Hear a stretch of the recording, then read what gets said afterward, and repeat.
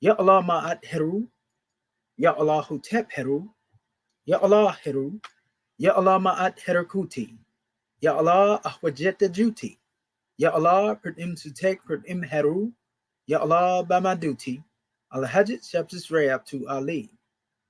Amin. Halayas, Halayas, Halayas. And that is the same Moorish kin in transliteration. O Allah, the Father of the universe. O Allah, the Father of love. O Allah, the Spirit of truth.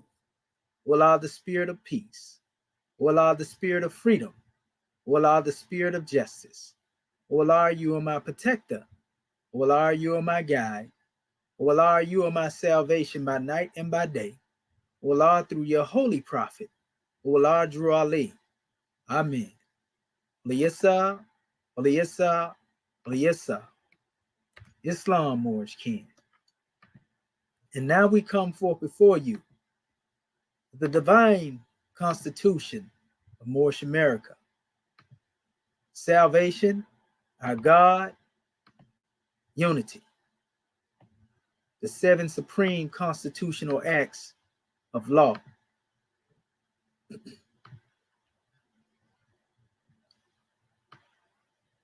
Act 1.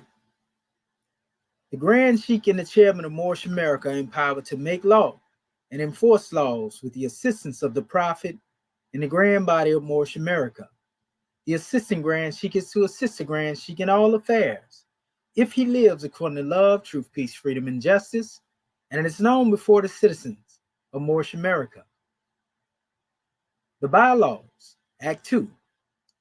All meetings are to be open and closed promptly, according to the Circle 7, in love, truth, peace, freedom, and justice.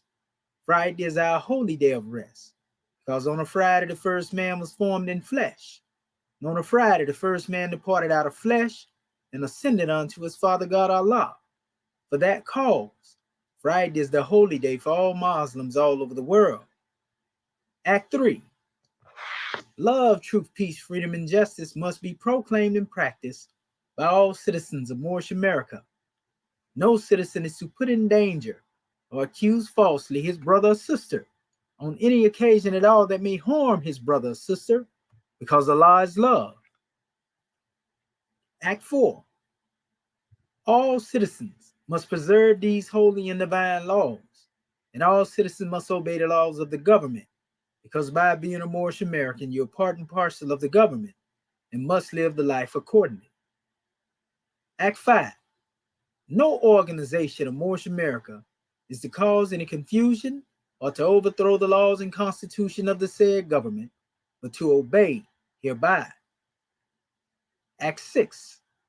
With us, all citizens must proclaim their nationality, and we are teaching our people their nationality and their divine creed, that they may know that they are part and parcel of this said government, and know that they are not Negroes, colored folks, black people, or Ethiopians, because these names were given to slaves by slave holders in 1779 and lasted until 1865 during the time of slavery.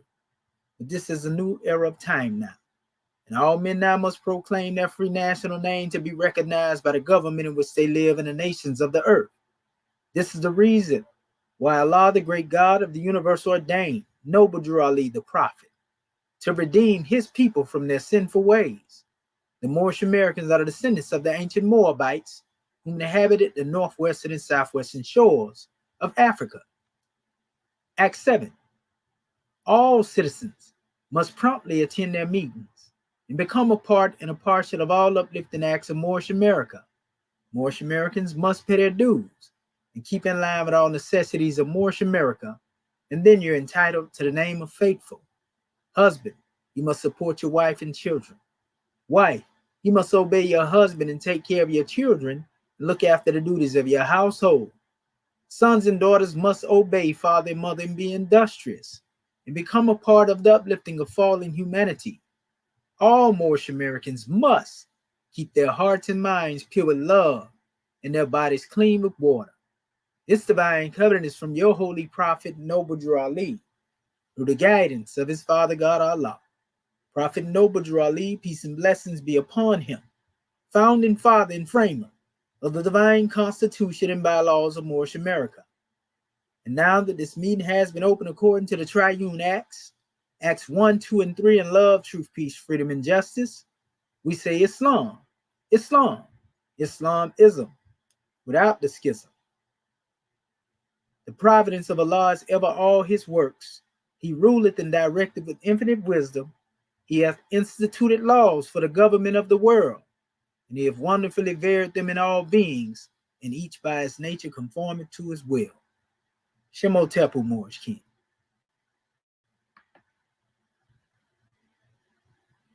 Islam, Islam, Islam. Gratitude to our National Assistant Grand Chief for opening up the way according to law. I am Divine Minister Dr. Side Nasiu Pedro Rudel, and I rise giving perfect praises to our Father God Allah and the highest honors to our holy Prophet El Hajj Sharif Abdul Ali. I would like to extend honors to all of Act One and our theocratic Moorish American government, our royal council, honors to our grand national seal, our grand national emblem, and our grand national flag, the Moorish flag, and honors to our divine constitution and bylaws.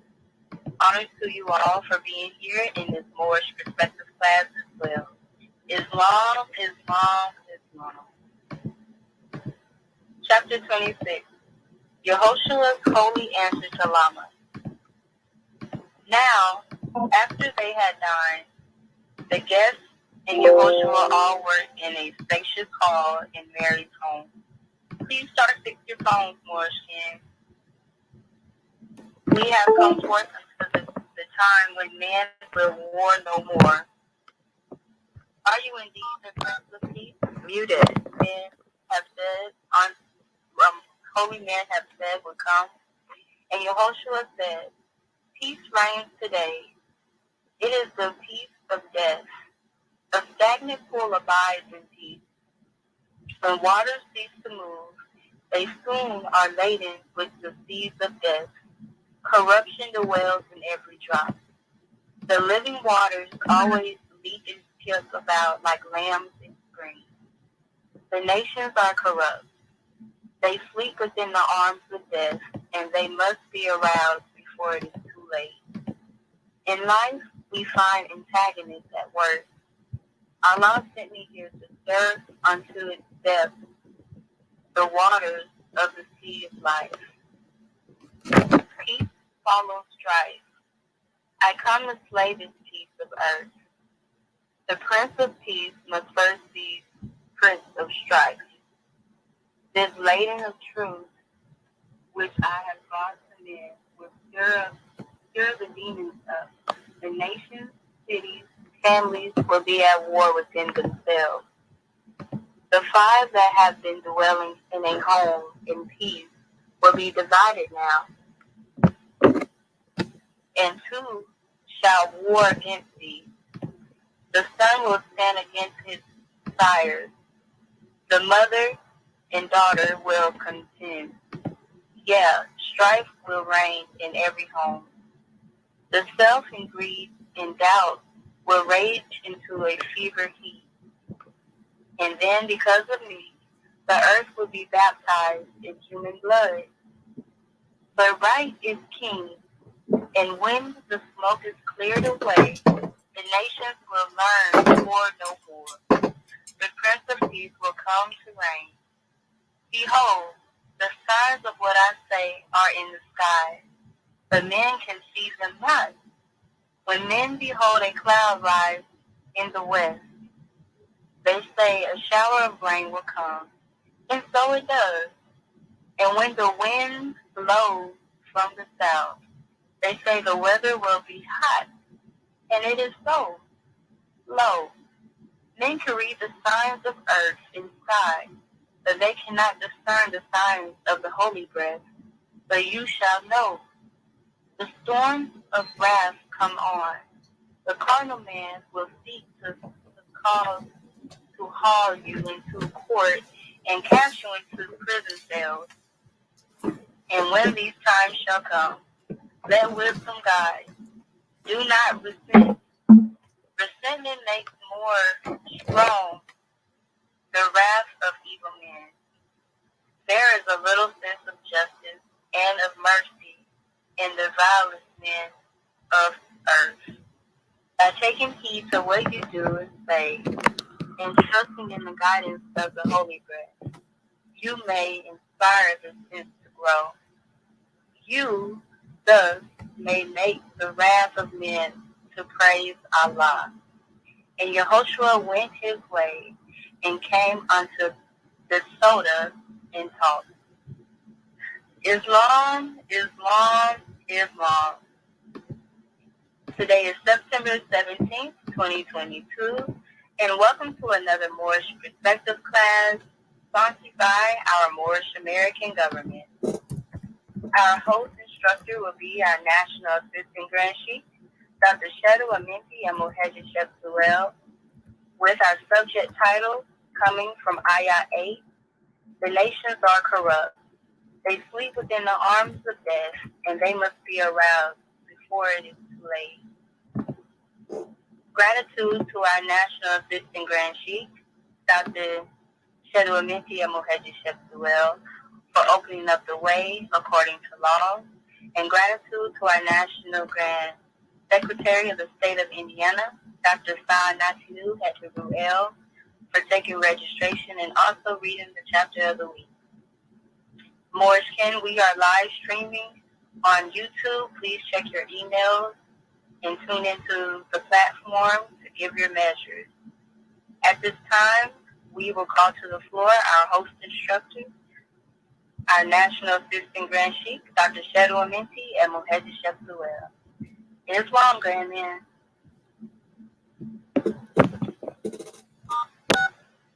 Unmuted.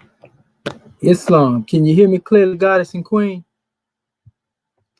Islam, yes, I can. Peace and love. Gratitude, peace and love, peace and love, gratitude. Islam, Islam, Islam, Islam, Moorish America. Want to rise once again upon the seven and give all praises to the great God, Allah, Father God, Allah, and honors to his holy prophet. Honors to our holy prophet, Noble Drew Ali, Al-Hajj Sharif Abdul Ali, that is.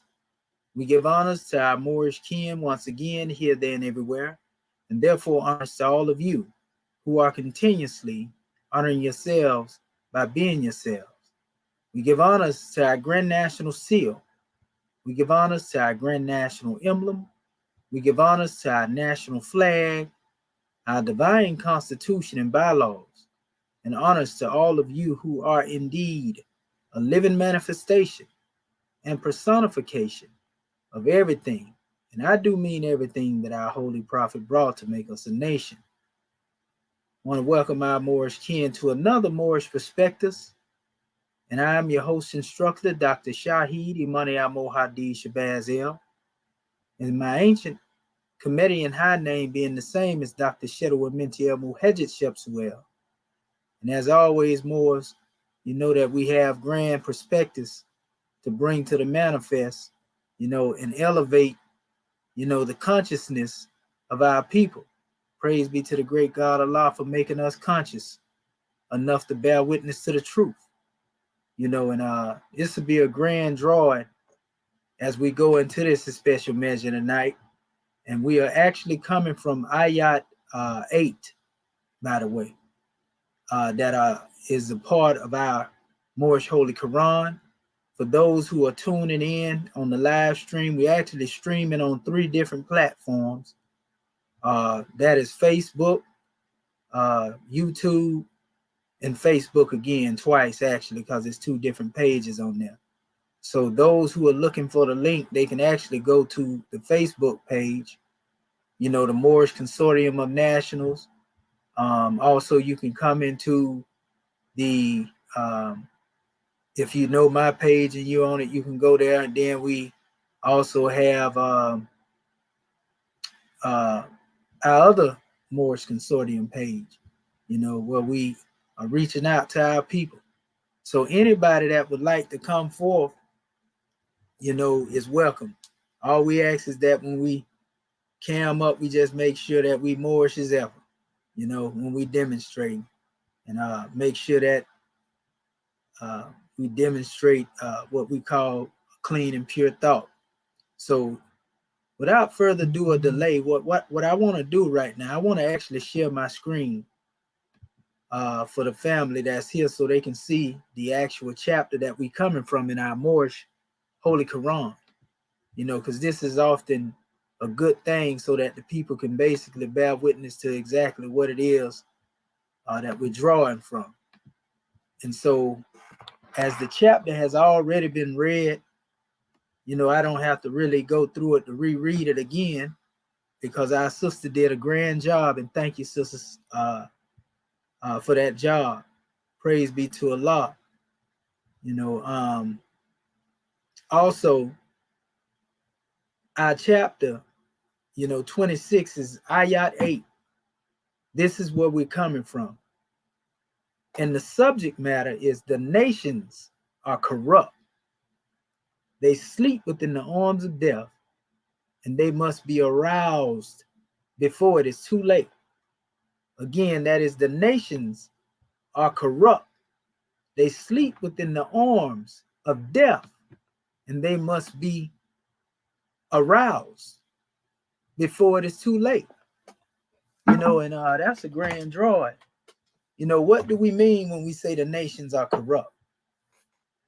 That they are sleeping within the arms of death, and that they must be aroused before it's too late. Well, it don't take rocket science to figure that out. In all actuality, we know what we mean when we speak of the nation being corrupt, and that is minus doubt or contradiction. So being that we are here to exhume the nations, for those who don't know, what exhume mean, exhume has to do with, again, the bringing forth of a body after the body has been buried, and bringing it back to the surface because there has been some newfound evidence, we can say a measure that is a lead that is letting us know that there was some foul play, as one may have thought that special body may have come to its demise as a result of natural cause. And one find out that no, this was foul play involved. And so we must exhume this body, and do another autopsy, so to speak, look deeper into the matter, because evidence says that, again, something is not right. So we want to keep that in mind when we talk about the exhuming of a nation, and look at this in the light of our people. You see, buried over here in a shallow grave of assumable jurisdiction, under someone else's jurisdiction, so to speak, not ours. We were buried under various corporations. We were buried under various religious, social, and political orders. And these were all shallow graves. And the lid upon the special coffin is none other than our own ignorance, our own not knowing, our own not wanting to know, how it is that we got in that special condition. Now, I know that we become desensitized, so to speak, when it come down to dealing with seeing so much, we'll say just carnage, and mutilation, and, death and destruction and oppression. And, the mind has its way of shutting down. You see, the mind has its way of, basically going into limp mode. One can say, one, if you're dealing with a computer, you get that black screen, of death, so to speak. Imagine your consciousness and there being a blackout, there. It reminds me of thinking of a particular drawing I used to read in my early years of coming into the teachings, blacked out through whitewash, because of all of the Eurocentric domination and, these different measures, where we were taught, for example, that God, being the ruler of the land, was a so-called white man. And then we found out that Prophet Noble Drew Ali taught that white mean purity, purity mean God, and God mean the ruler of the land, but it wasn't talking about no European. This was talking about one that had been raised in spiritual consciousness and elevated, beyond just being a ball of flesh, so to speak. Because we know in order for us to be whole, we got to be what? 5/5. For those who don't know what 5/5 is, they told us that we were chattel or cattle, 3/5 of a human being. So 5/5 would actually add those things that had been long forgotten by our people: their nationality, their divine creed. 3/5 is just the mind, the soul, and the body. But what good is a mind, soul, and a body? And I don't care how melanated it is. What good is having a mind, soul, and body when you can't attach that special body to a decent nature? When you can't attach that special mind and soul to a divine creed? You see, one's origin, that in which makes one of value. What happens? Well, there's a measure in our Moorish Holy Quran that refers to what we call an empty cart of Krishna. And that empty cart of Krishna is basically a body with no soul, with no altar fires. And for those who don't know what altar fires are, instead of dealing with a physical altar where one sets ablaze that altar and begin to sacrifice things physically, this is the altar upon which you are able to sacrifice those things that basically corrupt you. These are the things that corrupt nations because they corrupt individuals. And if you can corrupt individuals, then the nations are totally corrupt. So what is being set on the altar, within the altar fire, first and foremost, it has to deal with that ego. It has to do with all of those different concepts that we learn over here in the West under somebody else's doctrine or indoctrination or domination, if you want to call it that. You see? And so we have to place all of those things within the altar fire. Sacrifice those things. Everything that connect us to a mindset that has to do with that of being a slave to somebody else's will. Our beloved brother, the noble harbinger, Marcus Mosai Garvey L., he talked about a people going from organization to organization. But his end goal of vision was us coming into a government, becoming a nation. He even wrote a provisional constitution, so to speak. He knew that he wasn't the one to bring it into fruition, but he was planting a seed that it may grow apace. See, that's the thing about planting seeds that we have to be aware of. See, sometimes it's just meant for us to plant the seed and for somebody else to come behind us and do the work of watering the seed. Water is synonymous with knowledge, we know, right?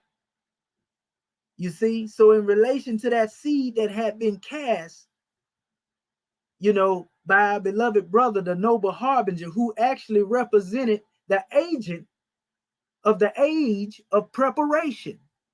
And it was Prophet Noble Drew Ali who came forth in the age of fulfillment, on the cusp of the age of preparation into the age of fulfillment, in order that what our brother began to do, he carried on. And Prophet Noble Drew Ali said this because he compared his brother Marcus Mosai Garvey L. to that as John the Baptist was to our beloved brother Yehoshua over 2,000 years ago. And surely if he taught, that he was Yehoshua come again, then surely he would have to have a harbinger, a one who prepared the hearts and minds of the people for his coming. Islam. So what we're getting at here, and we don't want you to think that we're trying to beat you over the head with religion and doctrine and so forth and so on. But what we are going to talk about, even if you want to, put the scripture to the side, so to speak, for those who don't like to listen to anything that's divine. Let's go into the science of the cycles. Every, let's say, 100 to 50,000 to 25,000, to 2,100 years, there are cycles that unfold. And these cycles that unfold have to do with events that unfold. And these events that unfold have to do with, in most cases, nations rising, nations falling. This is why they are referred to in our Moorish Holy Quran as milestones in the beginning of a race. That is special race that is on the manifest at that is special time. You see, races, in other words, make up nations. You see? And a lot of our people have been mistaking, descriptions as our nationality. Now we're going to be universal with this demonstration because we want to make sure that everybody that's out there within the sound of my voice that's listening to me, that they can have, a feel, of need to hear this special measure. When it come down to dealing with all of the teachings that ever came, just as we just told you, our brother Marcus Mosai Garvey L spoke of government. He was not able to be on the manifest long enough to build that government, but he planted the seed. One God, one aim, one destiny. And again, as we told you before, last week, Prophet Noble Drew Ali following it up strongly, he said salvation, our God, unity. You see? One God, one aim, one destiny. And the prophet's response to his brother was salvation, our God, unity. This is very key that we have this knowledge. And we like to go into a deeper emphasis that when we say salvation, our God, unity, you see them right here on the screen if you're looking at it. You see, and this is from our page, our Moorish American government page. You see our grand national emblem, which is salvation. You see our flag, which is our God. And you see our seal, which represents the unity of the Moorish American nation. But if you look closely at this special seal, you will notice that it states the grand seal of the Moorish American nation since 1865 AD. Wait a minute. This was before the birth of Prophet Noble Drew Ali. This was before the birth of our brother Marcus Mosai Garvey L. And in fact, this is the same year that there was said to be a writing of the Emancipation Proclamation. And a lot of our people thought that they were free until they got into the constitutional document that had been created and still didn't know what they was reading. And they didn't even know that they was considered property. They didn't know when it said we the people that it didn't have anything to do with them as a people. They didn't know that when it said all other persons, this was in reference to that property. That same property that Prophet Noble Drew Ali also prophesied was going to go back to the same government, if our people don't get their mind right. You see? So when you look at this special measure, Moorish kin, and you understand, then you understand where salvation comes through the act of the great God, in most cases, sending a redeemer, sending a savior, one that would uplift for people. We're not talking about a savior to the extent, to where you can do what you want to do, basically, and just let a divine man come forth and bear your burden. on a cross or in a cross, you see, are getting caught up in the cross. We're not talking about that as special mention. We're not talking about a crucifixion. We're talking about a crucial fiction that has been pushed upon our people. You see? So you can't lay the troubles for demonstrating sinful ways or sin-filled ways upon a righteous man today.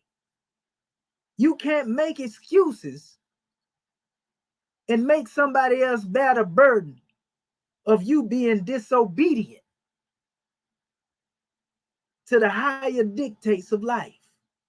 In other words, your higher self, the God that resides within and rules through you, the same God that speaks through you to your brother, speaks to you through you to your sister, speaks through you to the nations, just as he spoke to us through Prophet Noble Drew Ali. See, we're taking this thing out of spookism. So this is when you get into the actual manifestation of what we call salvation, our God unit. So what I just said is salvation is the prophet, our God is Allah working through us and speaking through us, right? And our unity is us coming together as Prophet Noble Drew Ali taught. He spoke many times on unity. In fact, when we go into our Moorish Holy Quran, there's a whole chapter that relates to the unity of Allah and man. But Prophet Noble Drew Ali addressed a measure that had to do with what he called the uniting of the Asiatic states. This was one of the first times that he spoke on such a unity. May 1st, 1916, after he stated that he found that lawfully chartered organization known as the Moorish Science Temple. He found it for the purpose of teaching our people to be better citizens while they were in that special state, so that when they come into their own, because he said in the year 2000, the Moors would come into their own what? Government. He said they would come into their own. In other words, they were not in their own. They didn't have their own flag. They didn't have their own seal, Grand National Seal. They didn't have their own Grand National Emblem. They didn't have their own divine constitution and bylaws. They didn't have their own declaration or proclamation of status and jurisdiction. So he said in the year 2000, the Moors would come into their own, right? So if we are able to tap into this special measure and know what it is that the prophet had brought to us, because he said, I brought you everything that it takes to save a nation. And all you have to do is take it and save yourself. See, he said, you can't put the burden on me. He said, I came to take away all excuses. So you can't put the burden upon me. I'm giving it to you. I'm giving you the keys to civilization. I'm giving you the keys to open the doors of your mind so that you may allow freedom in. But before freedom is coming, you got to deal with love first. You got to deal with truth. You got to deal with peace. Because if you don't have love, truth, and peace, then freedom ain't gonna make no sense to you anyway. If you living in retrospect, in opposition to those principles, freedom ain't gonna make no sense. So it don't matter who come to so-called be your emancipator or who comes as a redeemer. If you're not moving based upon the 5 of the highest principles known to man. What is in opposition to the 5 highest principles of man? It's an inverted thought pattern. And that inverted thought pattern is rooted in everything that is against what the 5 highest principles represent. That inverted thought pattern is sometimes displayed as an upside down 5-pointed star. As you see, the one here is upright. You see? So what is in opposition to love but hatred? What is in opposition to truth but falsehood? What is in opposition to peace freedom, and justice, but disharmony, bondage, and injustice. You see? And our people have been living in the shadow, of these special conditions, for a long time, until the coming of Prophet Noble Drew Ali to the Moors. And Prophet Noble Drew Ali, just as he opened up the way, many of the different groups and organizations that are on the manifest now, a lot of them are also the offspring of Prophet Noble Drew Ali, and this is why we refer to them as the lost tribes of Ali. We've seen our people go from different slots in the egg crate, as our Grand National Chairman, Dr. Akin Pert M. Heru, Tutankhamun Bey, would tell us, the Grand National Chairman of Moorish America. We've seen our people go from different slots in an egg crate. The egg crate got a few slots in it, right? And when you look into that special egg crate, every egg that's in the crate, basically, some point, you gonna, if you eat them, you're gonna get rid of them by consumption or whatever the case may be, right? Well, what about when the slots go to getting empty, and okay, you say, all right, well, let me go in this special demonstration, it's almost empty, and every now and then, if one or two fall out, you may move it to another slot. You might not put it back in the same spot, but it's still in the same egg crate, right? The ones that, you putting up because you ain't using them at the time, and so you got plenty room and plenty slots in the egg crate, but no matter, where you put it, it's still in the egg crate if you moving them around or you shuffling them around, so to speak, right? And this is the same thing when it comes to dealing with our people, when it comes to these different organizations or different corporations. You see, when one void comes on the manifest of what they consider leadership, that's like the empty spot in the egg crate, right? Then somebody else move into that special spot. And then this one becomes, the personality that becomes exalted and worshiped as the Christ. You see what I'm saying? That's what's going on with our people. In most cases, they are looking for another scapegoat, so that they can have another excuse. But we are all held responsible under the responsibility of a divine theocracy. So no matter what it is that we try to shirk from when it comes to our duties, at the end of the day, under the eye of Allah's providence, everything is seen. He knows what's in the heart of man. He knows the intent. And this is why in most cases that we as a people have not yet been able to get ahead, because the intent has not been honorable. Many of our people now are trying to fleece the people and basically capitalize off of the ignorance of our people. And so a lot of times, being that the great God Allah has not ordained us to be a hate-filled people, a people that's in opposition to the highest principles, we have to deal with a little wrath. Even Prophet Noble Drew Ali said it. He said like this. He said, that I'm gonna let the wrath touch some of my good Moors. You see what I'm saying? And this is for their learning and their own approbation, so to speak, right?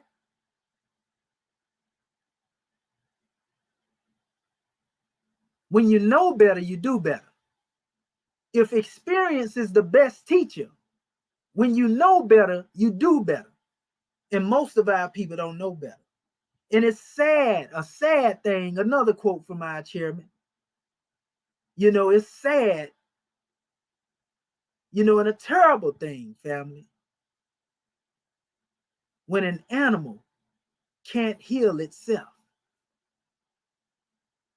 So what you thinking about us, the crown of creation, those who had been in charge over this special demonstration. We have the ability to heal ourselves. And all we have to do is turn away, from those sin-filled ways. We ain't dealing with religion right now. We're talking about, the sin of rejecting your one free national name, the sin of rejecting your nationality and your divine creed.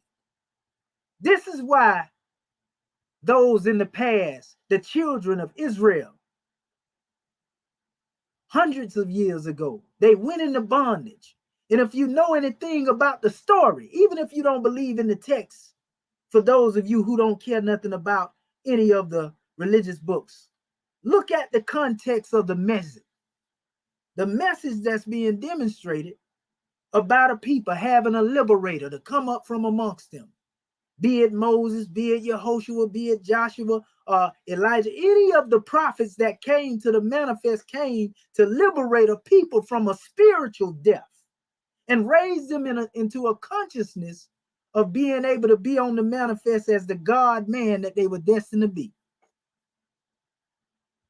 And there was a lot of conflict that went on. We seen where prophets engaged in warfare, even, so to speak. This is in the Piscean records now, in the Grand Quran now. We're not promoting, ones to go pick up no guns neither. So don't get that twisted. But we've even seen, where prophets like Elijah, because you have people that want to try a divine man all the time. The great debate was demonstrated back then. The only difference is the prophet wasn't doing no arguing. They wasn't doing no going back and forth. I remember one instance where Elijah went out there and he was dealing with a bunch of idol worshipers. It was about 300 of them. And so he said, well, and he gathered them all up with their followers, and they had a showdown. He said, if your God be who you say he is, and I'm just paraphrasing it because I want to bring it up to par with all the Shakespeare and English they use.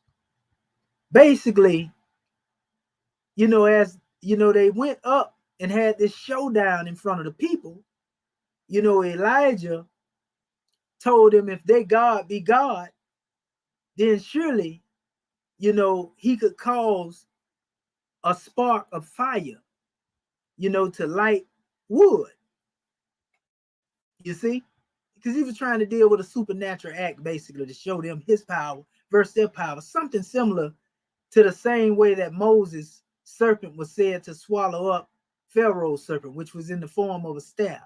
Just look at the context of what's being said. Don't get caught up in what you don't believe or what you think you don't accept.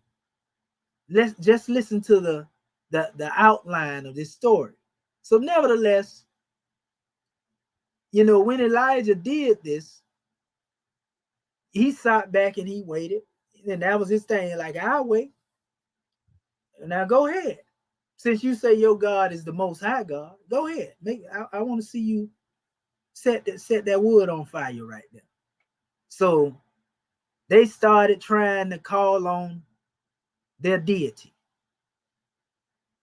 It got so bad to where they started cutting themselves, jumping around, the little cistern with the wood in it, trying to make a blood sacrifice, so to speak, so that this thing would light up. And it came to pass that nothing ever happened. So Elijah told one that was amongst them, he said, go get some water. I want you to pour this water on all of this wood. I want you to drench it. Keep pouring it. And they poured so much water on it, the wood was virtually floating within the cistern. And basically, when he called on the Most High God, he called on the Most High God and asked that he manifest his power so that they may see that he is the Lord, they God, and basically none is to be worshipped beside him. And the story says it lit a flame. And when it lit a flame, immediately those who were in disbelief that were following behind those who disbelieved and they were worshiping idols, they fell down and say, the Lord, he is God. The Lord, he is God. Now they believe now, right? But Elijah said, now go get them especially ones that didn't believe and bring them here and slay them. And they beheaded them 300 false prophets, so to speak, right? Again, this is not promoting, anybody to be radical or none of that. What I'm trying to say is this. In the light of divine justice and under what we call divine theocracy, with a prophet that come on the manifest with a plain truth. And how you know that he is a prophet is because of his prophecies. If he say a thing and it come to pass, then you know that this is a trait of true prophethood. That's in the teachings of Al-Islam and the doctrines of Christianity, the Torah, if you want to call it that. If one is able to prophesize and that thing come to pass, then this one is truly who they say they are. And so I had did a class or just a broadcast a few days ago talking about the prophecies of Prophet Noble Drew Ali and everything it is that he said, and he spoke these things in detail. Unlike when you hear the prophecies that you hear from the Bible or from the Holy Quran due to people's translation of it, it's a vagueness to it. Meaning that you don't have the clarity of the exact prophecy. Some of them here, there you may have, but they are almost encrypted. They are almost cryptographic to one's consciousness, so to speak. The true essence is hidden, and people like, well, it happened then. We waiting on it to happen. It didn't happen. So based upon all of these different concepts, people believe or disbelieve. You see? But nevertheless, when you understand that a prophet is a prophet based upon his works and his ways, his acts and his deed, then you understand why Prophet Noble Drew Ali said, if you don't believe I'm a prophet, watch my prophecies. Because he understood the measure of being prophet. And I want to give this to our people too, who may be listening and think they know something. You see?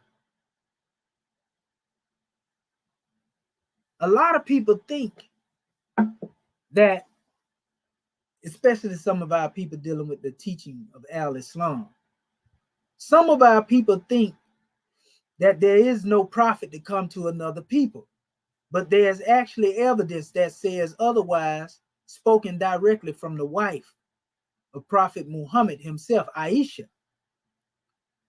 She said, say he is the seal of the prophets, speaking of Muhammad, but do not say he is the last, and that no other would come after him.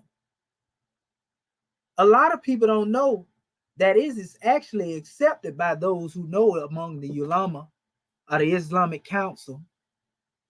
They won't put this out there to the public because they don't want everybody to think they can claim the title. But there is a measure in the law where it has to do with what they call, prophets that would come even behind Muhammad. They will be referred to as follower prophets, meaning they will be prophets, but they will honor Muhammad.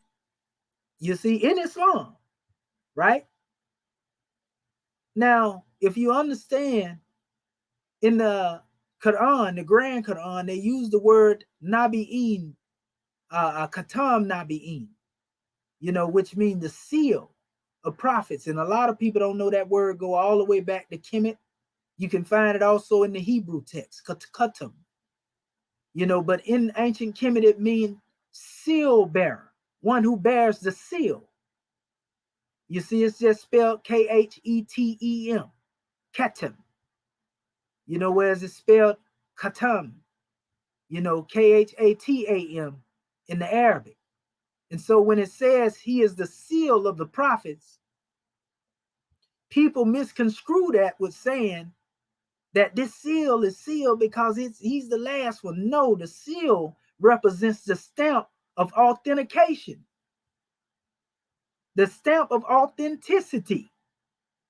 Why is this necessary? Because even if you don't believe in this prophet, then he surely is a prophet of Allah, and that's on you. You see what I'm saying? So that's the key. When it say he is the seal of the prophets, that means he has been stamped. He has a divine cosign. He has the great God vouching for him, even if everybody in creation say, no, I don't believe he's a prophet. So that's the real definition of Khatam Anabiyin. You see? But if you have those who are fanatic in their nationalism, and when I say fanatic in their nationalism, I'm talking about those who believe just because they have had the favor of a prophet sent through their lineage, they begin to think that Allah in his arm becomes weakened. Because we say in our 101s, when the question is, what is a prophet? When it's asked, we say a prophet is a thought of Allah manifested in the flesh. So if a prophet is a thought of Allah manifested in the flesh, do you have a monopoly over Allah's thinking? Because that's where Moors are coming from when they give that definition. You would have to stop Allah from thinking in order to stop prophets from coming to uplift people. He said that he has sent prophets to every nation. 125,000 or 24,000, pardon self, that have been some mentioned and some not mentioned. 25 that had been mentioned. And most of those who follow what we call the Bible are Piscean records, and those who follow the Grand Quran, the Holy Quran of Mecca, they both agree upon those 25.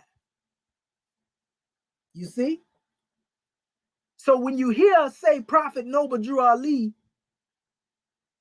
is the last prophet of this new era in time, you have to ask yourself, he's also the first to come to us.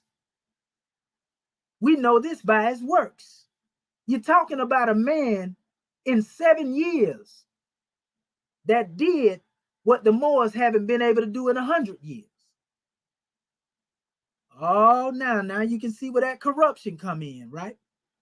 And we know the story, so we ain't got to beat on a dead horse and tell you how it happened, how his organization was infiltrated and overthrown and remixed.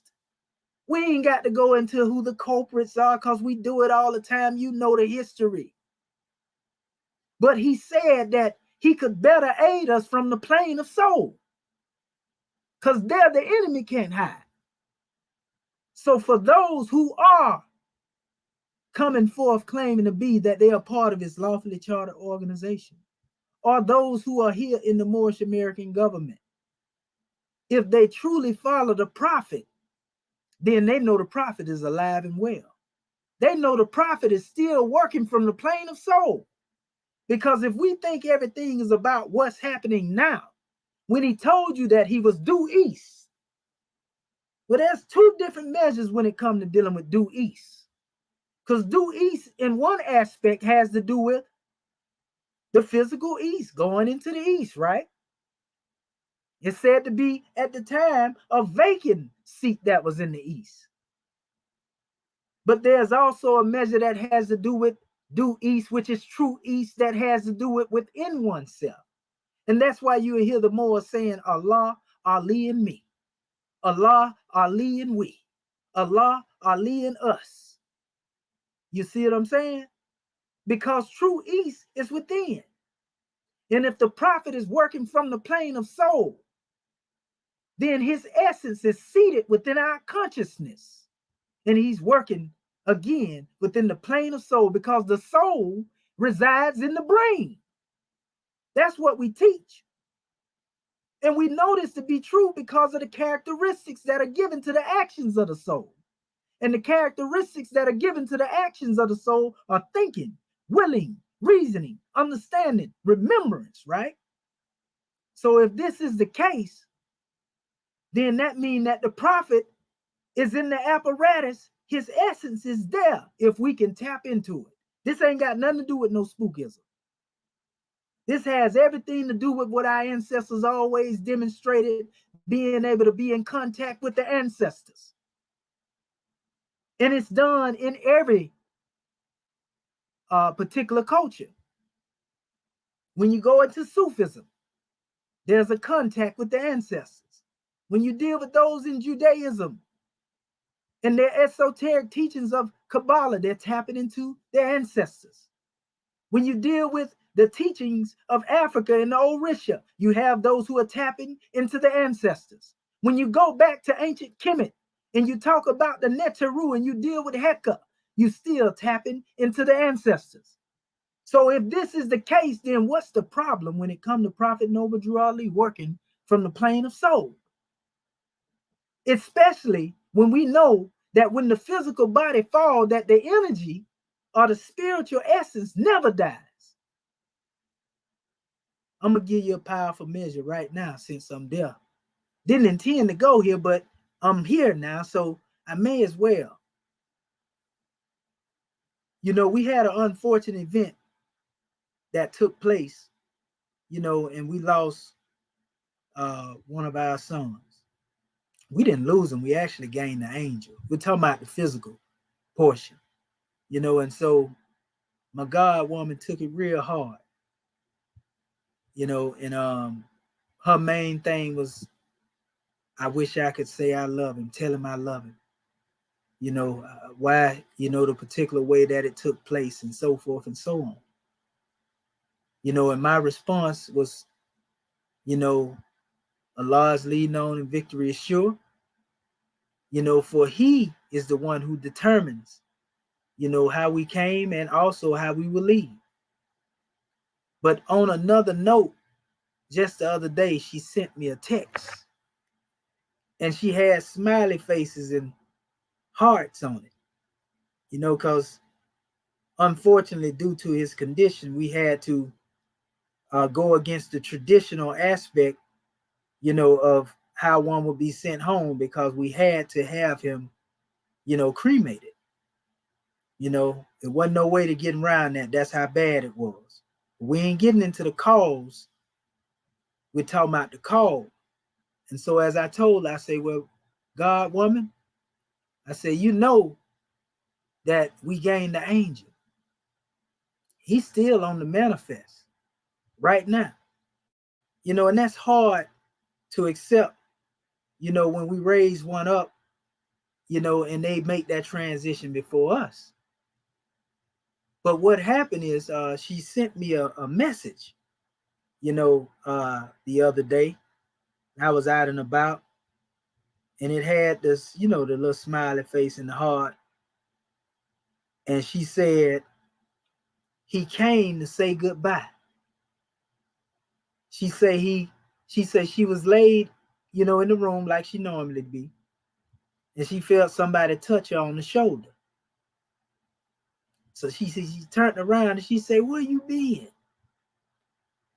And she said, he was eating some fruit, you know, had on nice clothing, nice garbs. And he said to her after she asked him where he been, he gave her a hug and he said, I love you. And then she told him, she said, I love you too. And then she said, what you eating? Is that a plum? And he said, that's not what they call them here. And she said he turned away and walked up our hallway, which would be coming up past where I'm at now, you know, in my media room. He came up the hallway and he turned left and she tried to follow him and she seen a flash of light. And that uplifted her spirit. But it also gave her confidence, you know, in what is beyond here. You know, so much so, you know, to where she, you know, began to speak in ways, you know, like after seeing that right there, I know something here, something better than that. I'm like, well, it ain't time for us to go yet. Let's just say that a special measure, you know, but that strengthened her.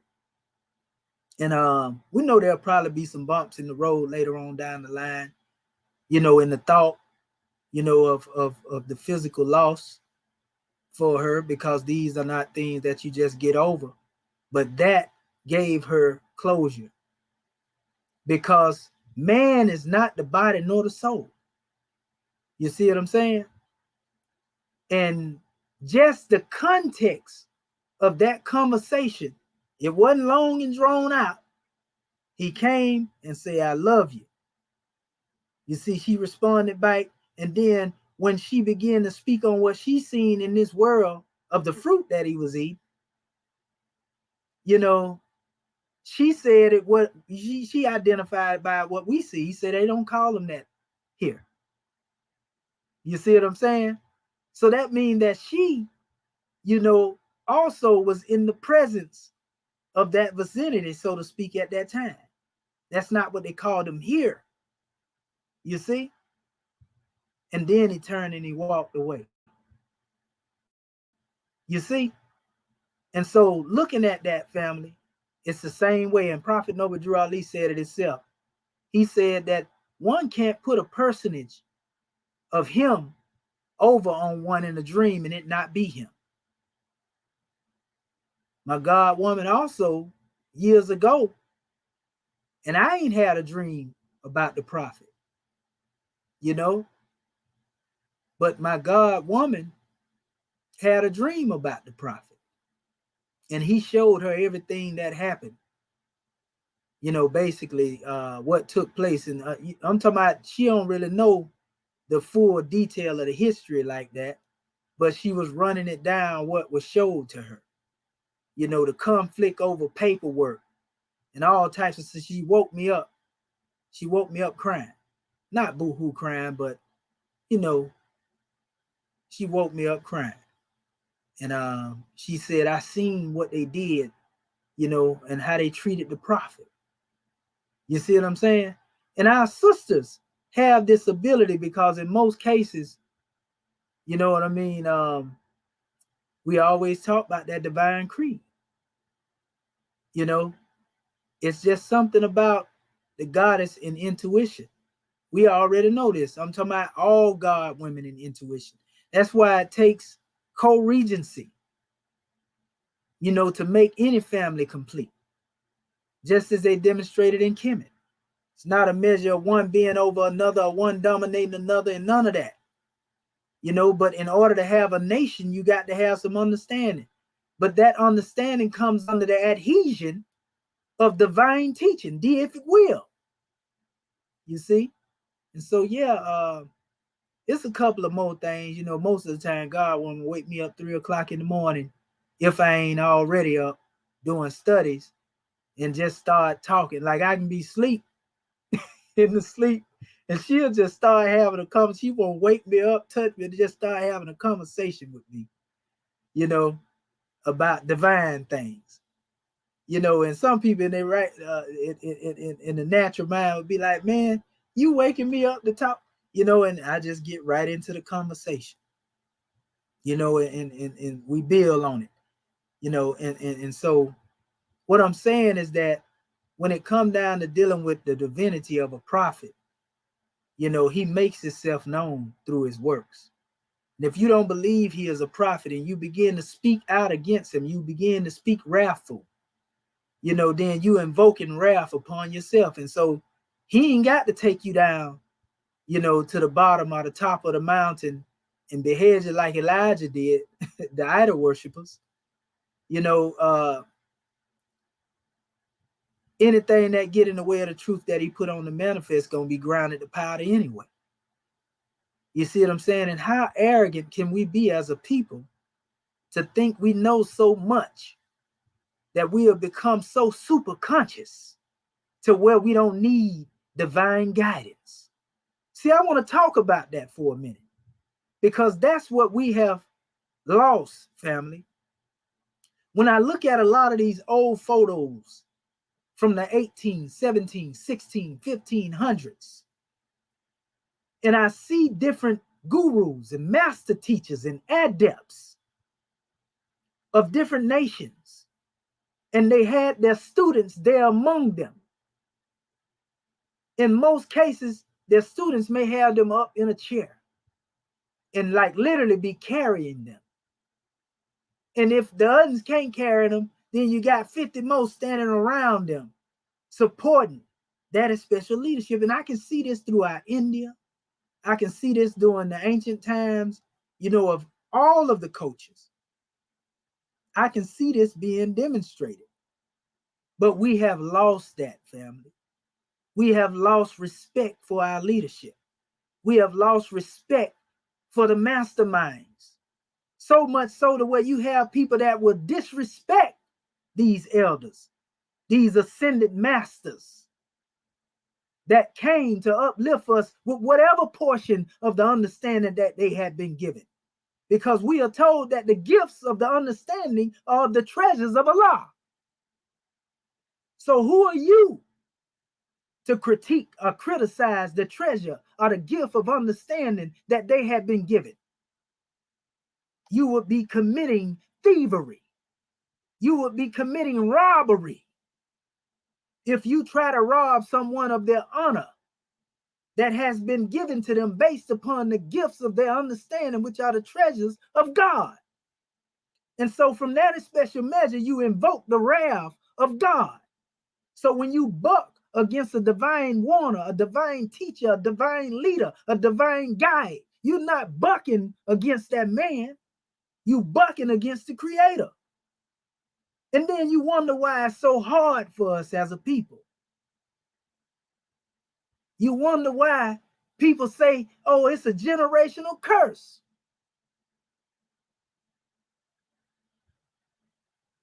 This is what they say. It's not a curse, it's an accursed mind. It's a mind state that we have. A mind state that will allow us to listen to those who have had their boot of oppression on our necks for generations. And everything they say is the right way. Anything that your people come to you with is wrong. It's questionable. I need to vet the source. I need to know where you got that from. But you never see those same people challenging the jurisdiction, assumable jurisdiction, that one placed them under as property. You never see them doing that. And we ain't talking about going up in no courtroom, talking about that ain't challenging nothing. The truest way to challenge any jurisdiction that has been placed over you that is not basically that which you should be governed by, the only way that you can challenge that is by proclaiming yourself before the only government in which you can live.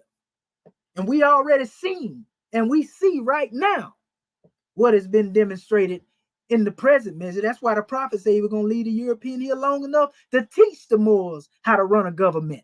So now that you see that you don't do it like that, now that you see that's not the right way to do it, now it's time to come into your own.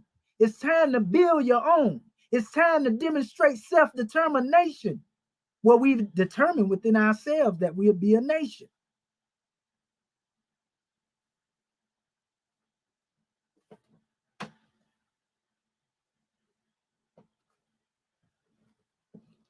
So if we are able to do that, Moorish kin, then proclaiming ourselves is the true way by which you challenge any jurisdiction that one proclaims to hold over you. So we always, like we quoted it to our family before, like it said in the Piscean records, if my people who are called by my name would turn away from their sinful ways and repent from them, then basically I'll liberate you. I'm going to free your mind and your behind. You see, I'm going to guide you into the promised land, not a promised land of another man, but the whole of the land, because we indigenous to the planet. But a lot of our people think we still got time to lollygag. They still think we got time to play. They still think we got time to eat, drink, and be merry. and everything gonna be all right. Well, I'm here to tell you today, family, we getting ready to go back to the horse and buggy days, like Prophet Noble Drew Ali said. And you know, during that time, that's when some people was great, right? And they already talking about making it great again. So if we go back to that special measure, then what you think all of those who have not proclaimed themselves before the government in which they live, what you think they gonna be? I want to ask you that, and I want somebody to answer that question. This is very important. This is not a radical agitating speech that we demonstrating up here, family. You know, we're not trying to stir you up in a negative way. We speaking from a level of love, unconditional love, because we know though time never was when man was not, we don't have a lot of time right now, family. We definitely ain't got no time to keep playing games. Freedom is not a game. You see? Want to give honor to our chairman because he always tell us that. You see? But until, and we want to give honors to, now that I can see my screen, to all the family that has showed up here. By the way, our brother Marcus Selassie Rabe, the brother been showing up all the time. Peace and love, Islam to you, brother. Brother Bati Bay, Sister Janet Walton Bay, Sister Lisa, Nicole Moria Bayel, you know, brother Seth Smith Bay, our brother Jeremiah Judah. Want to give honors to that good brother as well. Brother A.T. Sankofa, honors to you, brother. I think this is my first time seeing you here, you know, but nevertheless, you're on the manifest. You know, and Noble Brian L., brother Don L., peace, my brother. We give honors to you as well. Oh, we got a lot of new Moors tuning in. That's what I'm talking about, man. Y'all fill them up, Ben. Fill them up. Praise be to Allah. You know, and man, it's this is a powerful measure. That's right. Our brother Noble Bryan said, you already talking that talk, Mo. He said the citizens of all free national governments, according to their national constitution, are all of one family, bearing one free national name.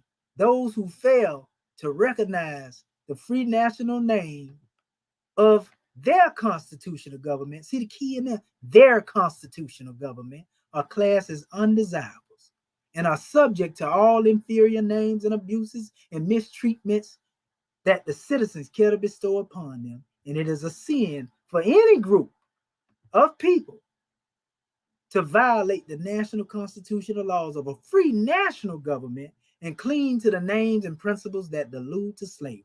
See, this is what the prophet talked about when he say one coming forth with their eyes wide open. Our brother Noble Brian, he talking that talk. You see, we can tell he heard the sound of the prophet's voice that spoke within. You see? So looking at it from this special measure, family, that's powerful. Think about what's being said here. It's key words that the prophet made in this statement. And we give honors to you, brother, for posting this so that the people can see it. When has the United States ever been called a free national government? I'll wait. Somebody go look that up and see if you ever find the United States being called a free national government. When it says, according to their national constitution, are of one family, all of one family bearing one free national name. Now let's put this together. Are we, along with the Europeans in their government, of one family bearing one free national name? I want to see how honest our people is. If we, all the people that hear me now, you can answer me in the chat if you want to. I'll come on here, you know, when we open up. But are we of the same family of the Europeans where we should be bearing the same one free national name? Because the prophet said the citizens of all free national governments according to their national constitution. You mean to tell me you don't want your own constitution? You don't want to run your own government? You so comfortable under another man's government that you don't want to accept your own and be yourself? Is that what we talking about? While at the same time saying that we super scholars, we super intellectual, We masterminds. Some of them think they free, ancient, and accepted, and ain't been accepted yet. You see? Since you so bad, because you mean that in a good way, and we know better. You know what I mean? But you should mean it as it is. But since you think you the stuff and you know everything, and it's so many of y'all in these different organizations, you got the manpower. Why you ain't running none yet? Because you still think like a slave. And you content with being in a state of slavery. So you ain't thinking about running no government. You thinking about how you can get over on another Moorish American, another unconscious Asiatic, and that's good. That's good enough for you. Really? You know, so the prophet said it. He said, you know, if you ain't coming under your own constitutional government, you class as undesirable. And you are subject to all inferior names and abuses and mistreatments that any citizens care to bestow upon you. So whatever you getting and how you getting it and how hard it come to you, it's all as a result of the accursed mind. It ain't got nothing to do with no generational curse. All you got to do is start thinking again. That's how you break the curse of Willie Lynch and every other curse that somebody want to cast upon you. So, you know, that's my drawing, Moorish Ken. You know, I just want to say, and again, our subject matter, the nations are corrupt. They sleep within the arms of death, and they must be aroused before it's too late. That's the theme of my message tonight, family. Our people have been sleeping within the arms of death, within the embrace of death. And this is why Prophet Noble Drew Ali told us, black, according to science, means death. Whether you want to look at it in the law, where it becomes the dead letter of the law, or you're dealing with what we call the black code laws that were implemented in 1865 to make sure that we are limited. The same reason that the prison system exists right now, coming forth under the 13th Amendment, because no man will be a slave unless he commit a crime. See? The loophole. You see? And crime don't pay you, but it pay those who created the system of making you a criminal. And the greatest crime that we commit is being in rejection of our one free national name, in rejection of coming together as a people. We got our people out here now, they see us come together and we talking on unity, and everybody can be agreeing, and you will have a Negro mindset, that black color Ethiopian thought pattern, so to speak, that come in and say, man, ain't no way in the world we gonna unite. You know, y'all can talk about that kumbaya all y'all want to. Ain't nobody finna unite. We can't unite. They'll do this in the midst of people that's all in agreement. Now the majority ruling. And you will have one NBC thought pattern that come in there to speak for the rest of the unconscious. Everybody don't want to unite. They don't want no, you don't want unity. So if that's what you like, then stay over there. And that's the mindset that we're going to have more. Anybody that don't want to come together in unity, send them to the corner. And I ain't talking about the street corner neither more. But gratitude, boys. We just want to say Islamism without the schism. We love you. You know, we come to you in love and law. But again, like I said, freedom is not a game. And we just got to proclaim our own, accept our own, and be ourselves. Let's come out of the arms of death like Lazarus, you know, did. Or Yahushua would say, rise, take up thy bed and walk, Lazarus, who was asleep for 4 days, which is really symbolic to 400 years of captivity. Yeah, that really was talking about our people. Literally, they know.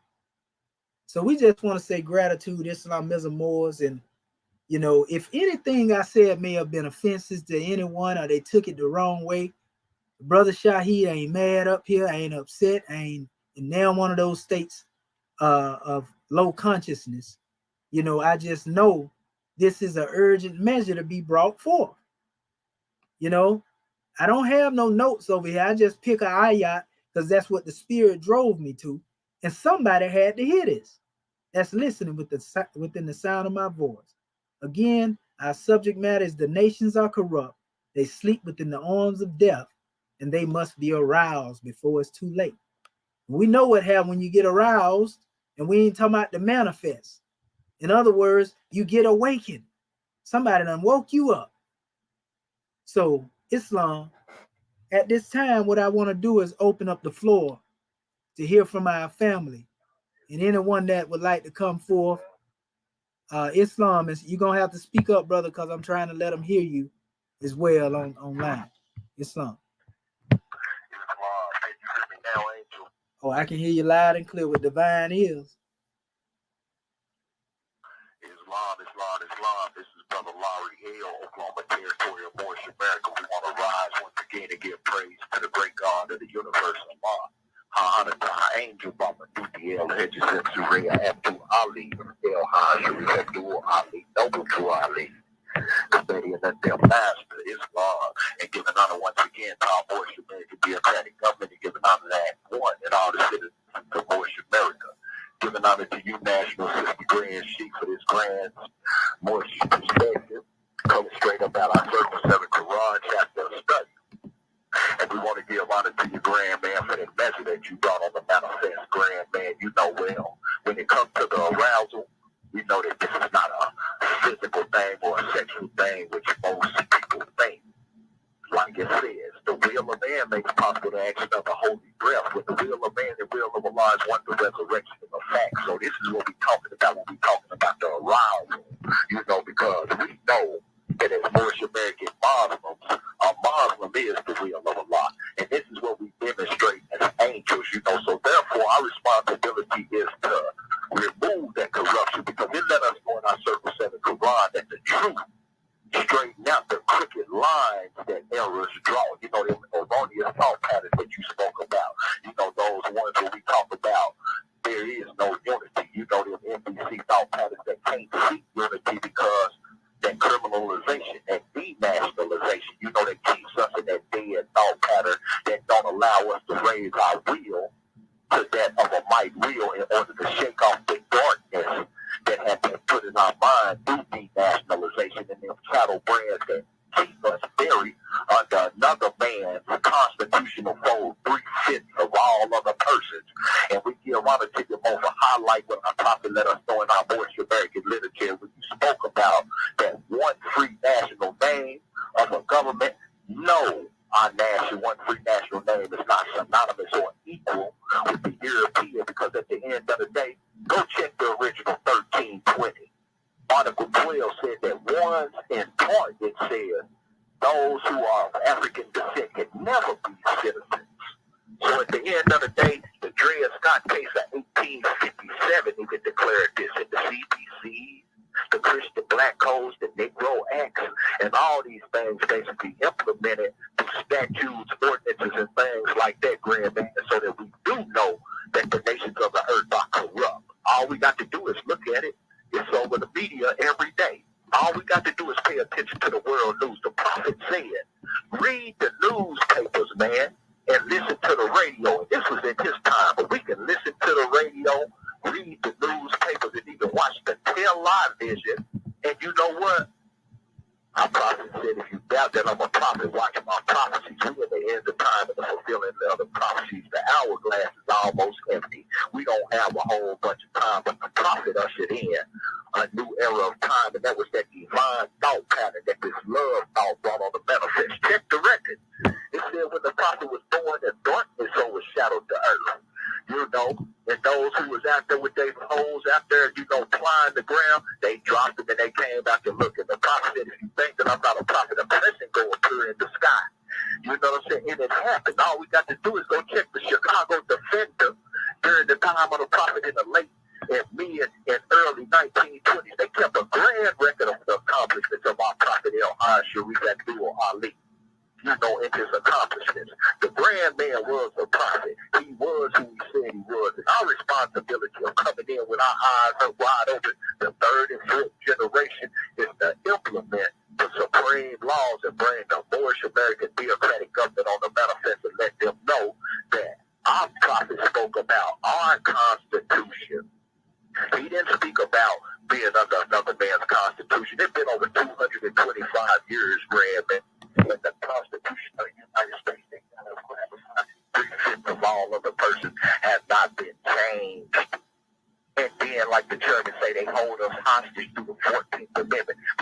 all persons born, you know what I'm saying, under the jurisdiction or in the state in which you're born is under the authority of the U.S. of A, the corporation, a chattel property. So at the end of the day, we got to proclaim our one free national name under our Moorish American theocratic government and be those citizens, the clean and pure citizens that our prophet proclaimed that we were in 1928 in the Pan-American Conference when he went down there and represented us as an embryonic or generic nation, like our hadiths and our oral statements and things demonstrated, grand man. The prophet went down there to represent us as a nation of people, not as an organization. And we got the documentation that outweighed the conversation. So at the end of the day, grand man, we give honor to you because the time is now for this particular ayat or this instruction that the prophet brought in. The instruction is a lesson. This particular lesson that you brought out tonight, grand man, the time is right. You know what I'm saying? The time most definitely is right for us to get clarity and a clear-cut conception of what these instructions simply mean. And if it ain't clear enough the way that you brought it tonight, grand man, they need to go check them in-depth commentaries that Swift Angel number 1 put out for the Moorish American theocratic government in order for us to get a grand drawing when Yahushua gave to Marcus Mosiah Garviel that holy answer about the, what we got to understand, Mo, the Prince of Peace got to become the Prince of Strife before there can be peace. You know, so grand man, we can go on and on about this particular ayat, like you said, because it's a grand measure. You know, when our prophet laid these things down, this understanding, this sure foundation stone that everyone that want to be free as Moorish American nationals can build from and establish unto themselves principles of action and see that they ever act according to them. And we also got to remember that the prophet said the greatest of human is to be immutable. So we got to stay the course, bro, because divine time and everything unfold according to natural law. And if we ain't seen that contain within us the potencies and the attributes of the one who made us, I don't know who it is. A clean and pure nation. So it's an honor to be a citizen of this Moorish American theocratic government, and it's an honor to be at home. Gratitude for the class angel and gratitude for letting me speak. We love you, Swift Angel. Peace and love. In Islam, and gratitude for the measure, brother. Praise be to Allah, brother Larry. We give honors to you for all that you do and all that you will do. Islam. All right. I think we got a more on the panel who would like to come forth. Who is that? Okay, you chopping up more. Yeah. Audio is chopping.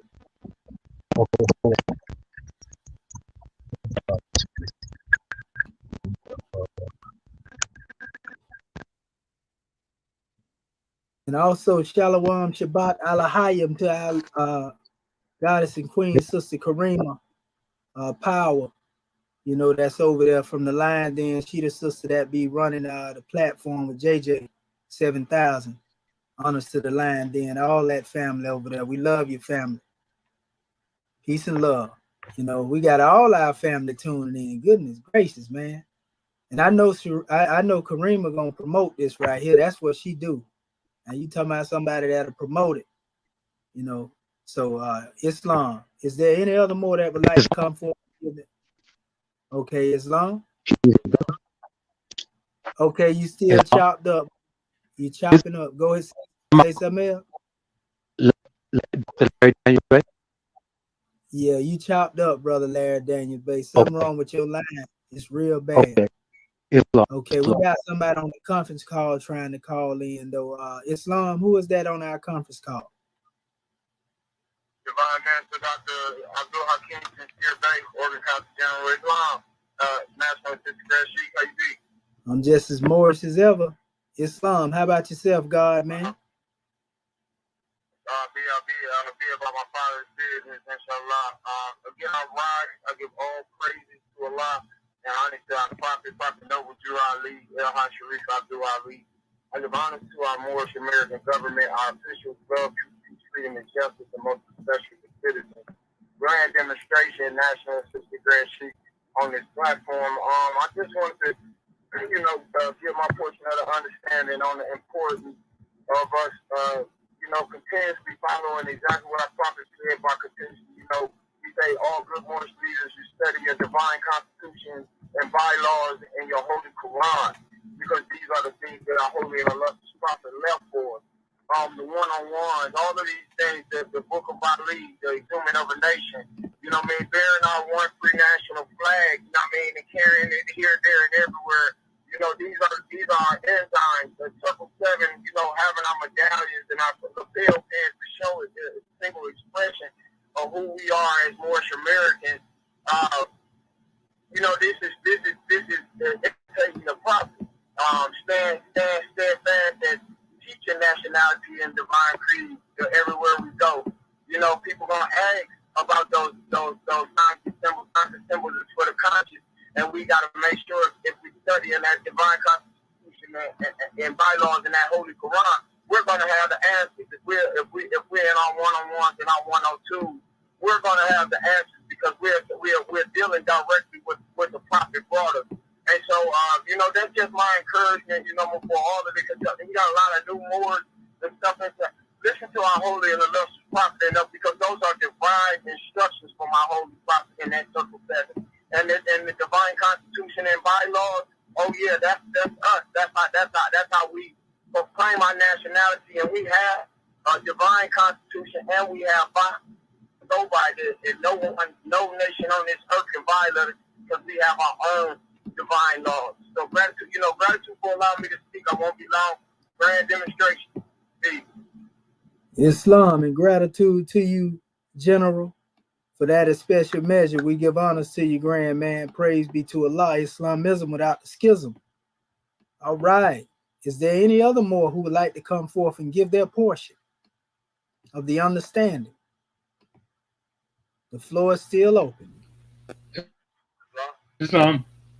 Islam, Dr. Marvin Elvis Bey. Islam, Consul General.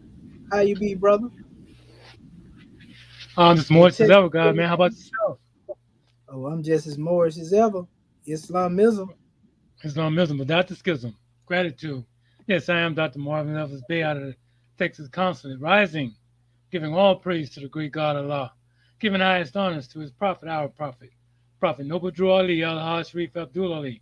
Give high honors to our theocratic government, our Moorish American government. I give high honors to our Act 1. I give high honors to all of our officials. I give high honors to this class, our Moorish Prospectus class, as well as I give honors to you, Dr. Shadu Aminti Al-Mohedjid Shep Suel, for hosting our Moorish Prospectus class, as well as I give honors to all that aided in bringing forth our class this evening. I give honor to everything that's Moorish, our flag, our seal, our emblem, our divine constitution, our holy Quran, our book of Ali, our one-on-ones, 102s, our exhuming of a nation, all of our divine revelation I give honor. I give honor to the forerunner, Dr. Marcus Mosaic Garvey L., as well as I give honor to the ancestors whose shoulders we stand upon. Very powerful class, as well as I give honor to all those that gave their measures before me and all that will give their measures after me. And as I look at your title here, the nations are corrupt. They sleep within the arms of death, and they must be aroused before it is too late. And that's a very powerful ayat coming out of our Holy Quran. You know, and you gave some beautiful measures. As I was listening, and very powerful. When I think about this, I think about myself and other Moors that have taken the dimension of uplifting fallen humanity. But first, we must uplift ourselves, and that's why I show up here every night to make sure I get the measures, I get the message, I get the instructions that are being given here in our Moorish American government. I think about the times before coming here, where I thought I knew what was going on. I thought I was smart, thought I was intelligent, but Without these lessons, we missed the mark. You know what I mean? Because the prophet brought us everything to save us as a nation. And this should be um, our first consideration, to come together, to unite as a nation in a government, not in another man's government, but in our own. This is what our Moorish American government is about.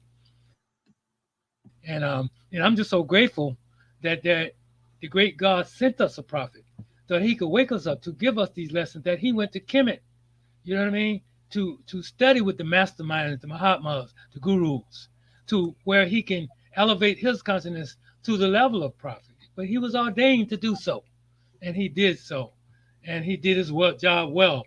This is why we are on the manifest today, and the Moors are waking up. We are all waking up, and we are taking the responsibility. And that may be one of the reasons why many of our people are not here, because when you stand up to be part of a government, there's work to do. We can't look for the United States or anybody else do for us. We got to do it for ourselves.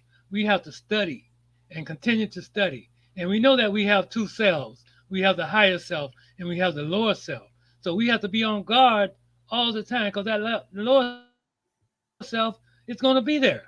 But the great God gave us everything it takes to put that lower self into check. You know what I mean? So that's why we're standing here today and taking on, the job, the duty to uplift fallen humanity, to bring to our people the truth, not half truth, not some of the truth, not truth that we think is true, but the truth, the whole truth, and nothing but the truth that the great God, Allah, has given to our prophet, and has the prophet has given to us. And I just want to say I'm just grateful for being here, to being a part of this divine and national movement.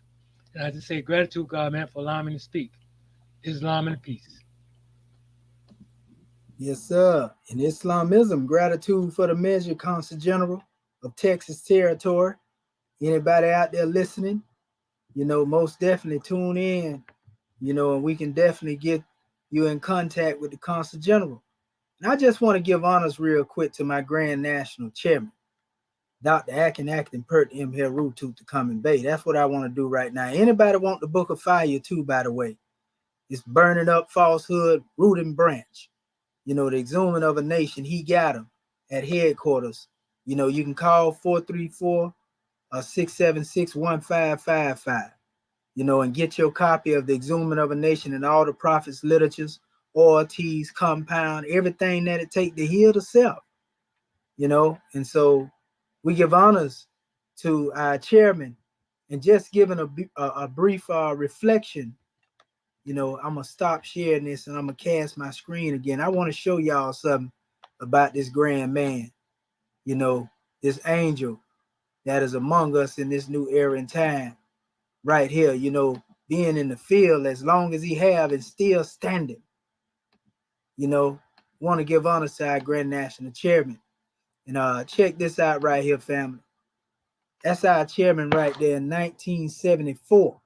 You see that? August the 20th, Swift Angel #1, Baltimore, in the mayor's chair, right? You see, he got the young C's there. You see how long our chairman been on the manifest talking about nation building? The Honorable Mayor William Schaefer, the first signing of our Charm City Proclamation, declared the Moorish American Week to be honored annually from January 8th through the 15th. So everybody out there that's trying to do that now, that's where that come from. That's the first to do it right there, family. You see that? The mayor's honored guest and special agent of the MST of A at that time, brother Ian Pleasant Bay, sitting in the mayor's seat with his son and daughter, each on the side, fulfilling the prophecies of Prophet Noble Drew Ali. On this day, which was his birthday, celebrated by Washington, D.C. and Baltimore, Islam and peace. You see, the European basically has this in his archives, basically, the mayor, And so we see our chairman went through a transition. What transition? from the age of preparation into the age of fulfillment. We right here in the age of fulfillment. He just left the door open long enough. That what you say, from MST of A membership to MAG citizenship. We give honors to our chairman for the work done. See, the problem is with most of our people, they have fallen out of touch with following the prophet's law. And we give honors to the chairman because he was the first one to tell us to follow the supreme laws of the prophet. See, a lot of our people think that this is the supreme laws. I have here, which book did the prophet say the MST of A derive its power and authority from? Did he say ecclesiastical laws and herd statutes? Did he say that? Did the prophet say that? Did he say paramilitary law, Robert's rules and order? Did the prophet say that? Or did he say the Grand Quran? And even when you get into that, you got to go into the ancient Comedian transliteration of the message, so you get it right and you don't think you got to be Arabized. You want to give the honors to the chairman for pointing these things out. You see, this is what you are as a religious corporation, people. I want you to go look this up. 515, right? .329. And this is under the U.S. codes. State property. Person subject to the jurisdiction of the United States. Person subject to the United States jurisdiction. So when they say all other persons, this is what they talk about. But not only that, they say any individual whoever located who is a citizen or resident of the United States. It says any corporation or partnership, association, or other organized, it says under the laws of the United States of any state, territory, possession, or district of the United States. See? So not only are you property, but anything you own property. So if you think that your religious corporation ain't property, you better look again. Any corporation and partnership, association, or other organization, wherever organized doing business that is owned or controlled by persons specified in paragraphs A and C. You know, so when you get into this family, and I'm just showing you these signs and symbols here because all of these are corporations. All of them are corporations. You see, it wasn't nothing wrong with the prophet setting the MST up as a MST of A up as a lawfully chartered organization, but he didn't mean for us to stay that way. That's why he said we're going to leave the European here long enough to teach the Moors how to run a government. That's why he said his general laws he had given to us, but the supreme laws will be passed down to us later. You see? So when we understand this, we understand coming out of the age of preparation like our chairman did into the age of fulfillment. Now, what is the work to be done?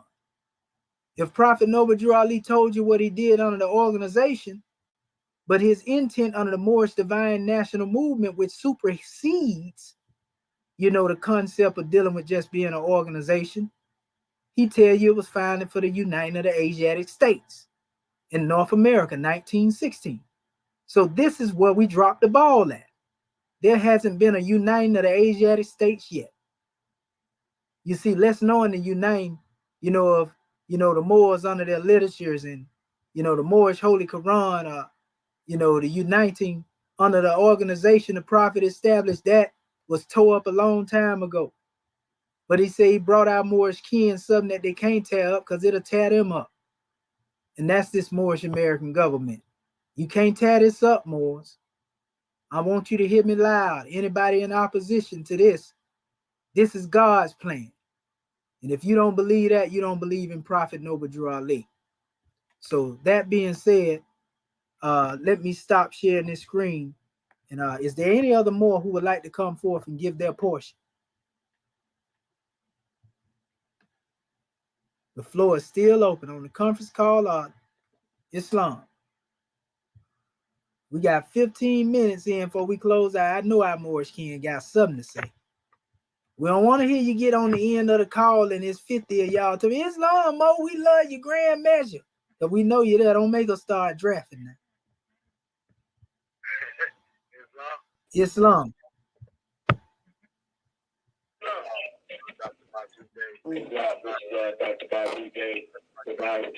Somebody mute your mic on the panel. Somebody mute your mic on the panel because we're getting feedback. I think I got it. I got you. Go ahead, brother.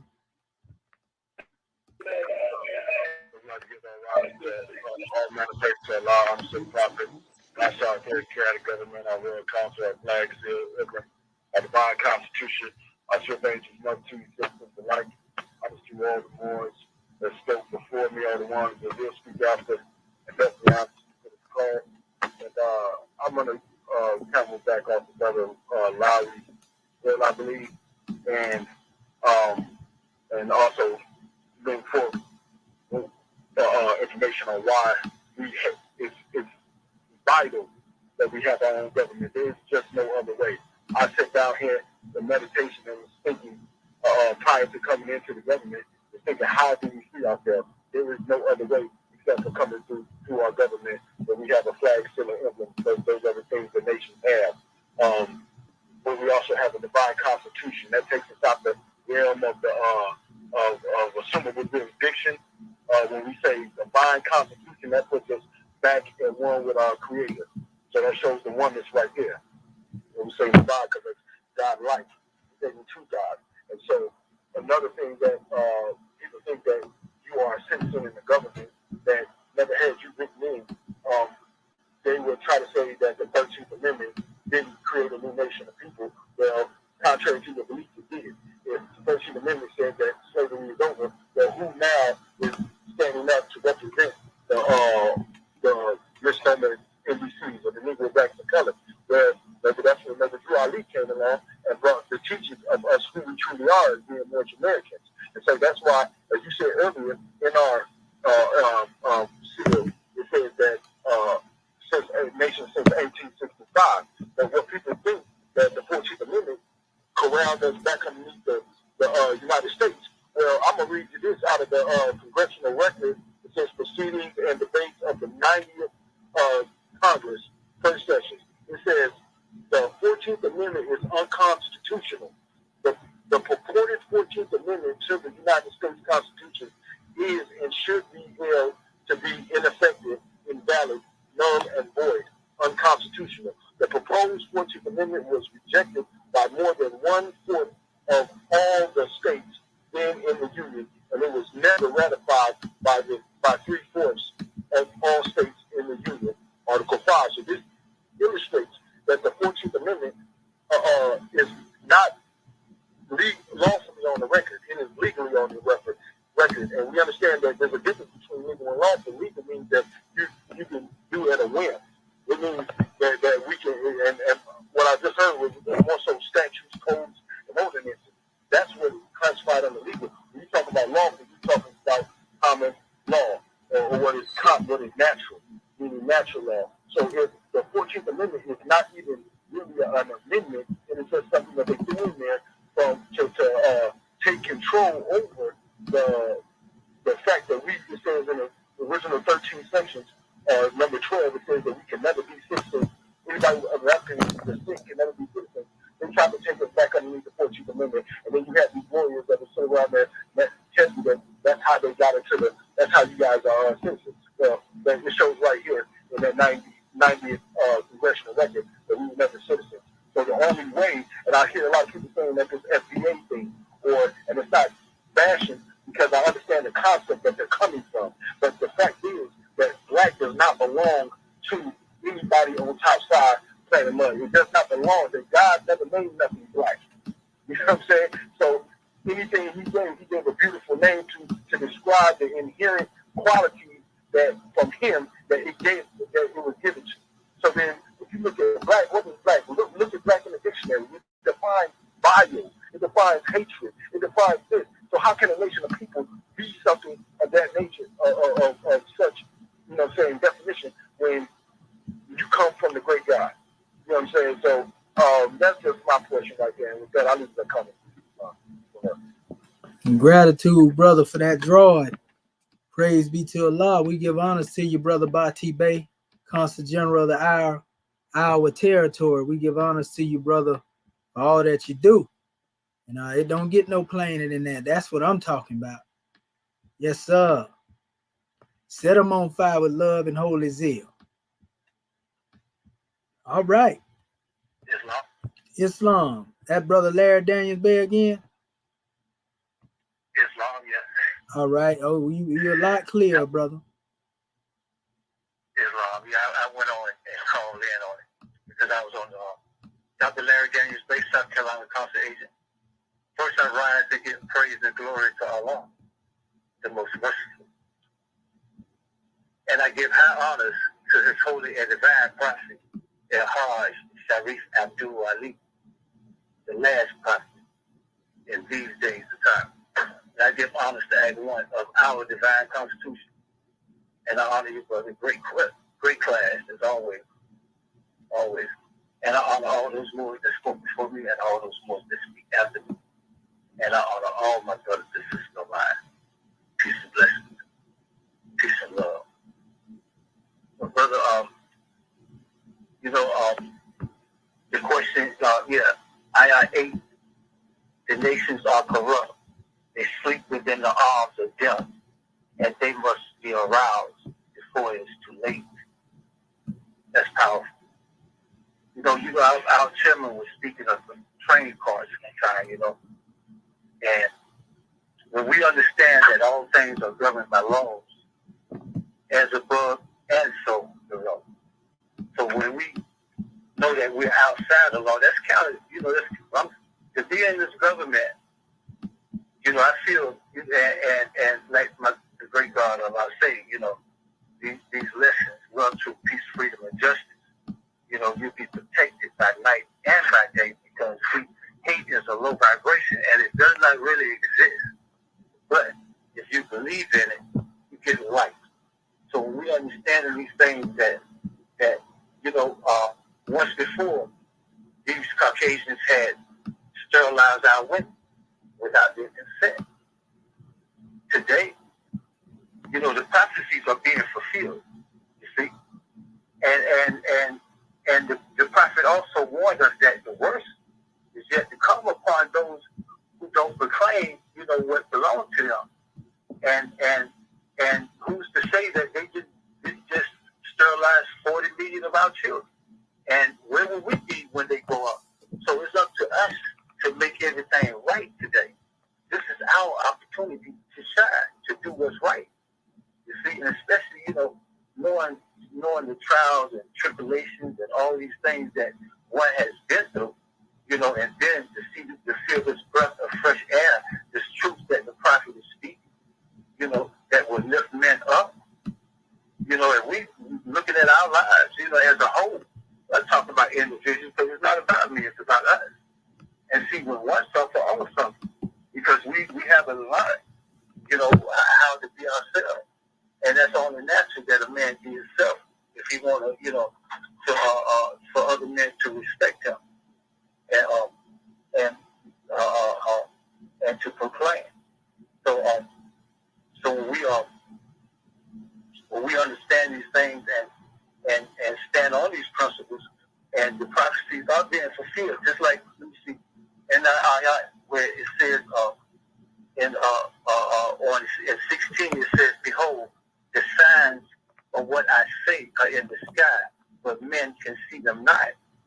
But then again, right here it says, "But he cannot discern the signs of the Holy Breath either." You see, so we all mixed up. So the signs are there, and at the same time, it's up to us because the prophet has brought everything it takes for us to save ourselves, taking it started from the center to the outer bounds. And like you were saying, brother, you have to have that love, then that truth, which creates that peace, and then you got freedom.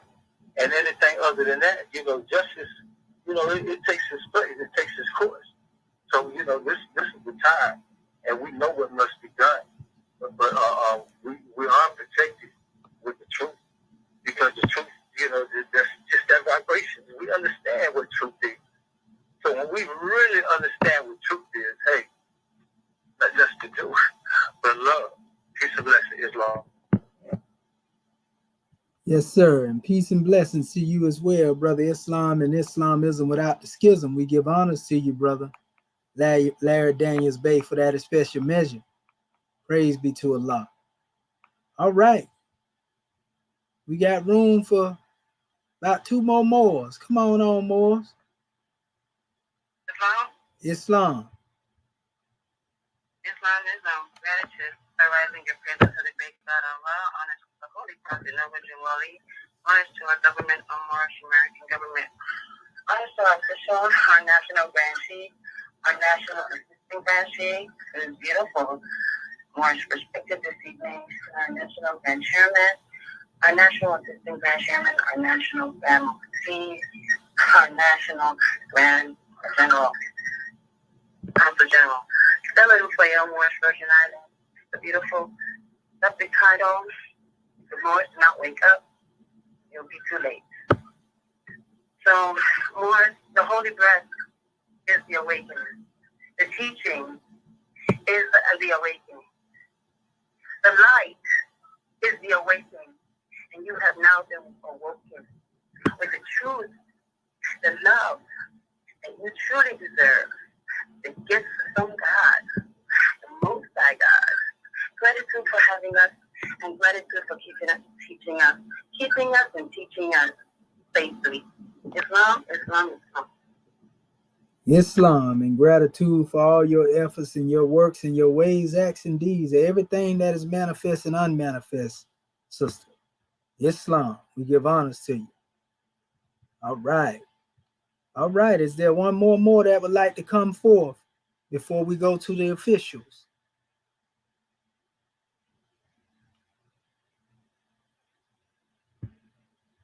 All right. Going once. Going twice. You are indeed thrice blessed, Moorish King. So what I'm going to do with the last measure, because I like to do it this way on my Moorish Perspectives class, I want to read from the Book of Fire. And this is very relevant to what we're talking about right now. I want you to hear the chairman speak and the prophet speak through it. And I actually meant to put this up there, but that's all. It's a grand draw and just showing how many different organizations came after the prophet. I say out of one came many, and only one can unite them. You know, that's a whole nother measure. Let me pull this up real quick here. Okay, there we go. Now look at this, Moorish King. You know, and this is actually dealing with game rules. And then we got a little couple of more portions. So listen to the way the chairman put this together. Game rules. Every game has its rules that govern the participants. Out of the pot is no exception. And that's the name of this game, Out of the Pot, right? It says, because this game is at a party and all players have all that is necessary to have a good time. It can be played without injury in any office, classroom, church, club, living room, or wherever a group of people can gather. Rule 1, the pot. Any country, government, nation, or sovereign power in the world, e.g. the United States of America, a land and government indigenously held by its citizens. Rule 2, Constitution. All pots must rest upon the constitutional laws of its government. It must be a free national constitution, which clearly states the name, principles, status, jurisdiction, and laws of government. Rule 3, citizenship. All participants must have a nationality to be a citizen. Rule 4, fire. This is the power to enforce the constitutional laws of a free national government. The power to purge itself from undesirables, aliens, criminals against that government. The powers to exile, deport, imprison, or execute illegal migrants, squatters, or those who commit treason. In America, the enforcer for the United States Interior, or U.S. Interior, is the Department of Immigration and Naturalization. The rules are simple and natural. Let's join the party in the cultural melting pot of the Western Hemisphere.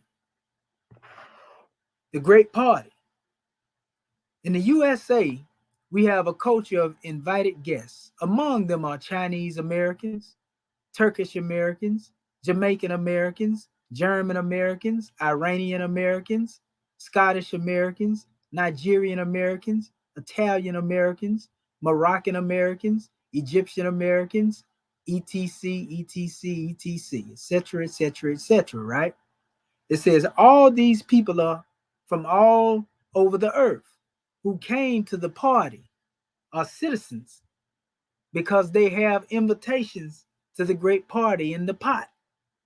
You know they refer to this as a melting pot, right? And that's the thing. You got to know. Hold up, we'll get into it in a minute. It says now the party is on. Every citizen is moving in accordance to the constitutional laws of their government. But wait, here are some 1800 Guinea Ethiopians, 1900s Black Moors, Black Jews, 1920 to 1930 colored folks, 1940 to 1950 Negroes, 1960s Black people, 1970s Balalians, 1970s Afro-Americans, 1980s Nubians, 1990s African Americans. The century screams somebody has brought scalp invitations to the party. These identities are phony, borrowed, and illegal, and these aliens are imposters merely perpetrating whole persons. You know why this is so?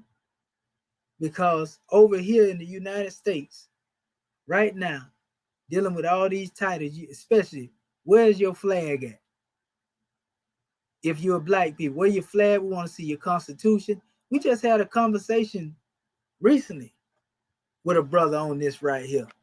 You know, and I asked the question, you know, can you trace this word black, you know, back to, you know, anywhere on the home soil?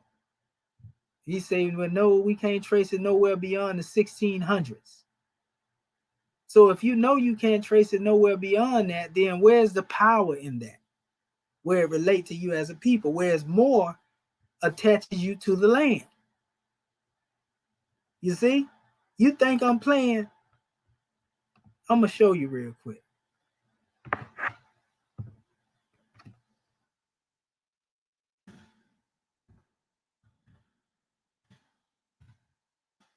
For those who don't know, when you go up under the 1740 Negro Act and you go into that special history of the act, family, it tells you straight up who was considered free and who was considered slaves. And in this act, that's not the actual, I want our people to see the actual document. In the document, it tells you who was a slave and who was free. Let me see if it give it to us here. Because they was definitely putting they put a category on the people. You know what? I'll probably do it. This would probably even be better if I just put section 4. Let's see. Because it's section 4 in the document. You can find this on your own, family. It's important that you can see this here, though. Okay, let's see if it give it to me here. Oh, I see it. There it is right there. I think we can get it right here.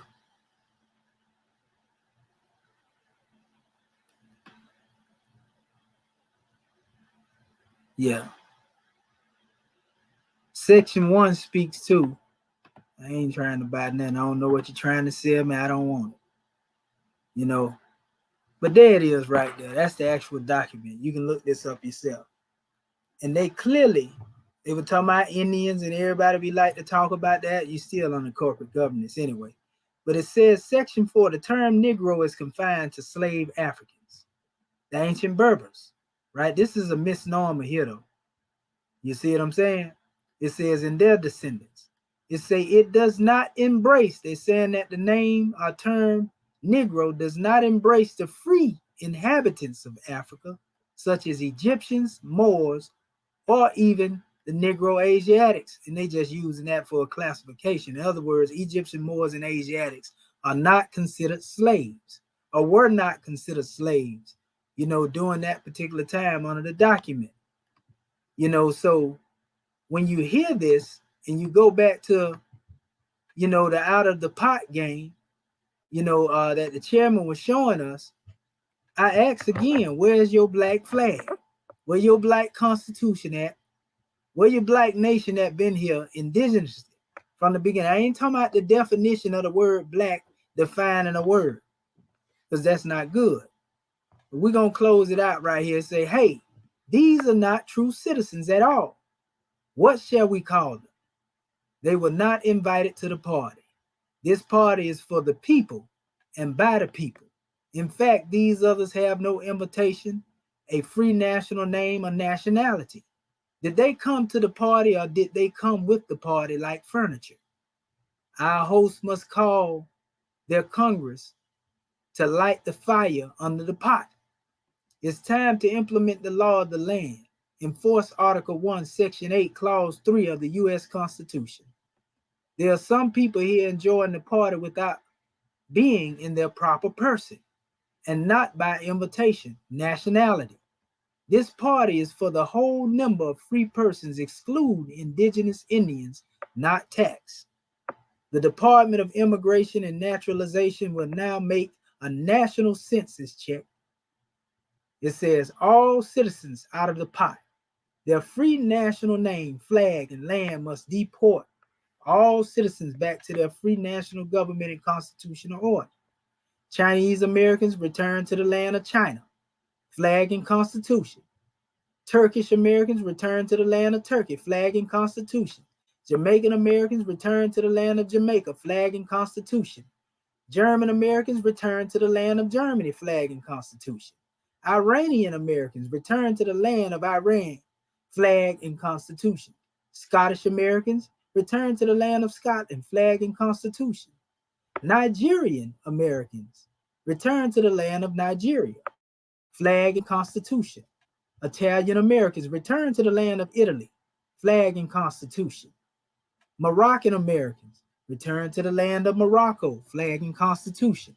Egyptian Americans return to the land of Egypt, flag and constitution, etc., etc. But wait, is this burning on the bottom of the pot? What is this smell, this odor of violation? Is this the ruins of a people? They have no flag, no place of heritage from which to return. These other people who came with the party and have no nationality, the law is burning hot and being enforced on all nations alike. All must now proclaim their national descent by name and number. Where can they go to escape the fires of international divine laws? Surely neither God nor man is pleased with these outlaws. What do their scalp invitations read?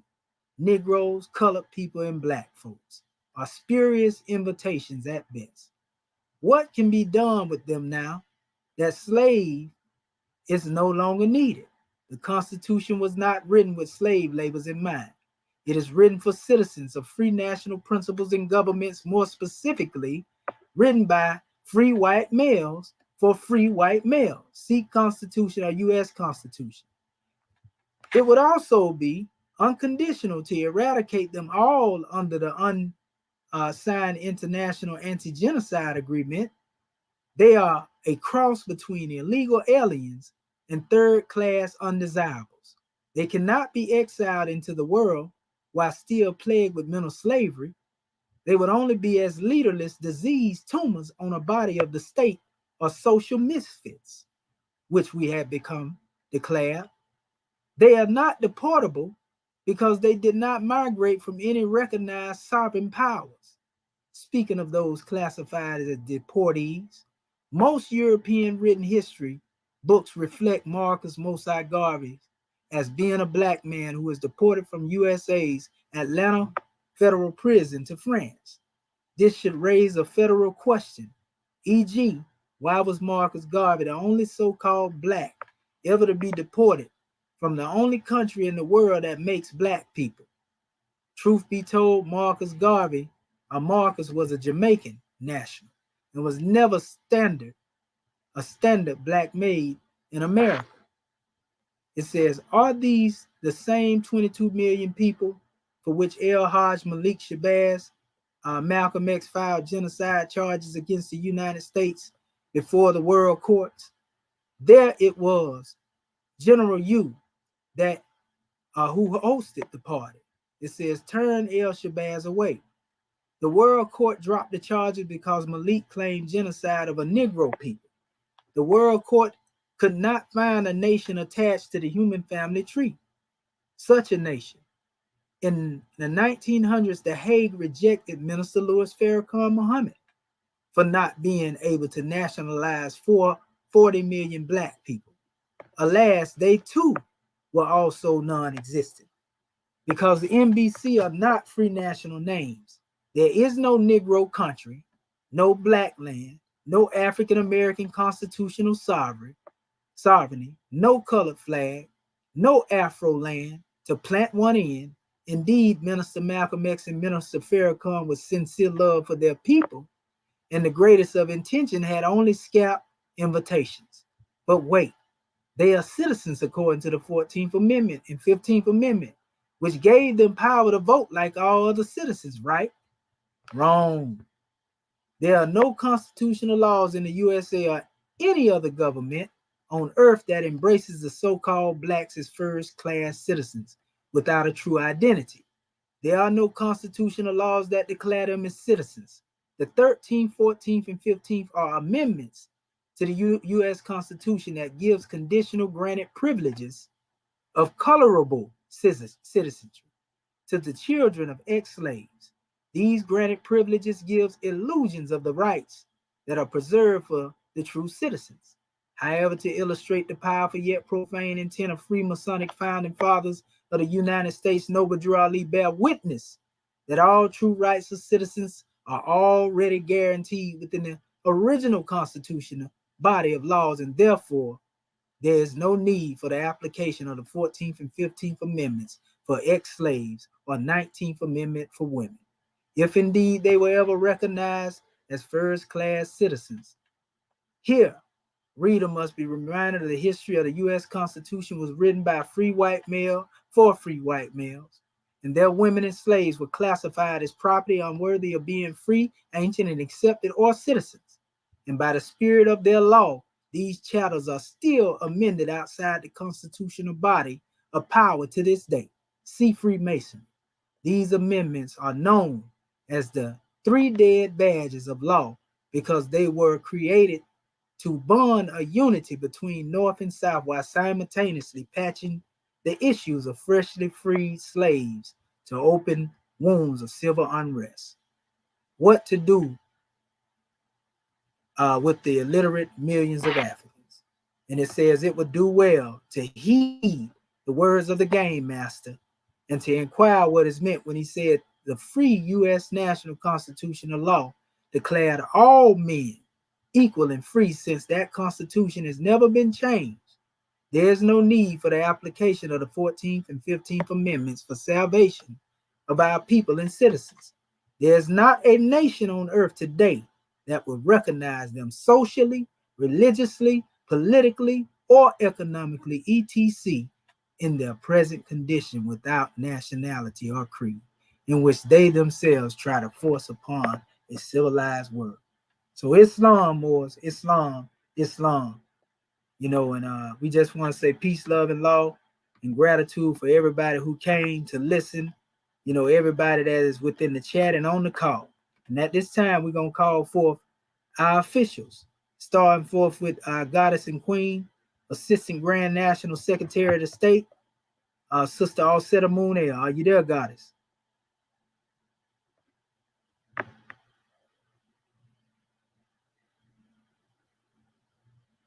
Okay, Islam. Well, we know the sisters is about the business of our Father God Allah. Well, let us call for then our National Grand Mufti, Dr. Khonshu Mark Herube. Islam, are you there, Grand Mufti? Islam. Islamism without the schism.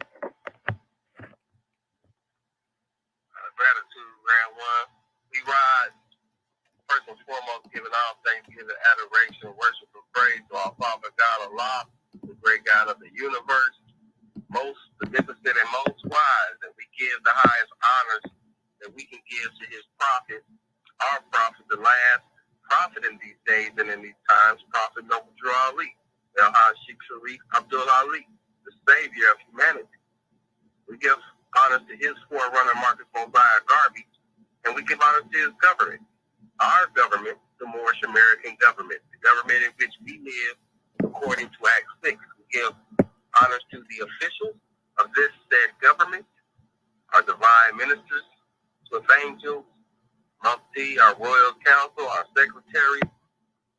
We give honors to our citizens, the Moorish Americans. We give honors to our flag, our divine constitution and bylaw, our Holy Quran, our Grand National Seal, our Grand National Emblem, our Book of Fire. We give honors to everything that is Moorish. We give a special high honor to you, National Grand Chief, Dr. Shadu Amenti and Medu Shepsuel, for bringing forth the grand Moorish perspective this evening. We give honor to all of our Moorish kin who have spoken before us, to our Moorish kin that will speak after us. We give honor to you, and continue to give honors where they're due, and honoring all true and divine prophets. And yes, we give honor to our ancestors, as they have come before us, leading the way. We are them today without doubt or contradiction, because no one has the power to change man from his descent nature. Unless his power extends beyond the universal creator, Allah himself. And we already know there's nothing greater than Allah. Praise Allah. It's been a grand Moorish perspective, especially dealing with this Ayah 8, where the nations all, they sleep in the arms of death, and they must be aroused before it's too late. You know, understanding that corruption, is death, is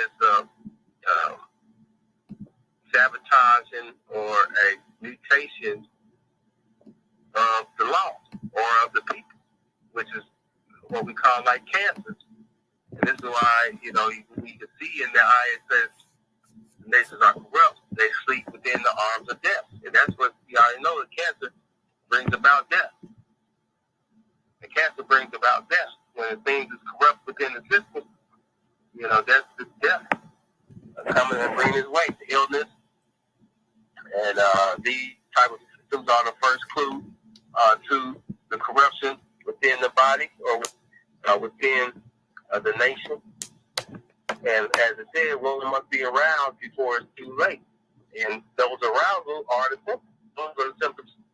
Those are the symptoms of, hey, something ain't right. I ain't feeling quite right. Those are the lumps that show from the tumors. And so we can see this, that you've been showing this evening.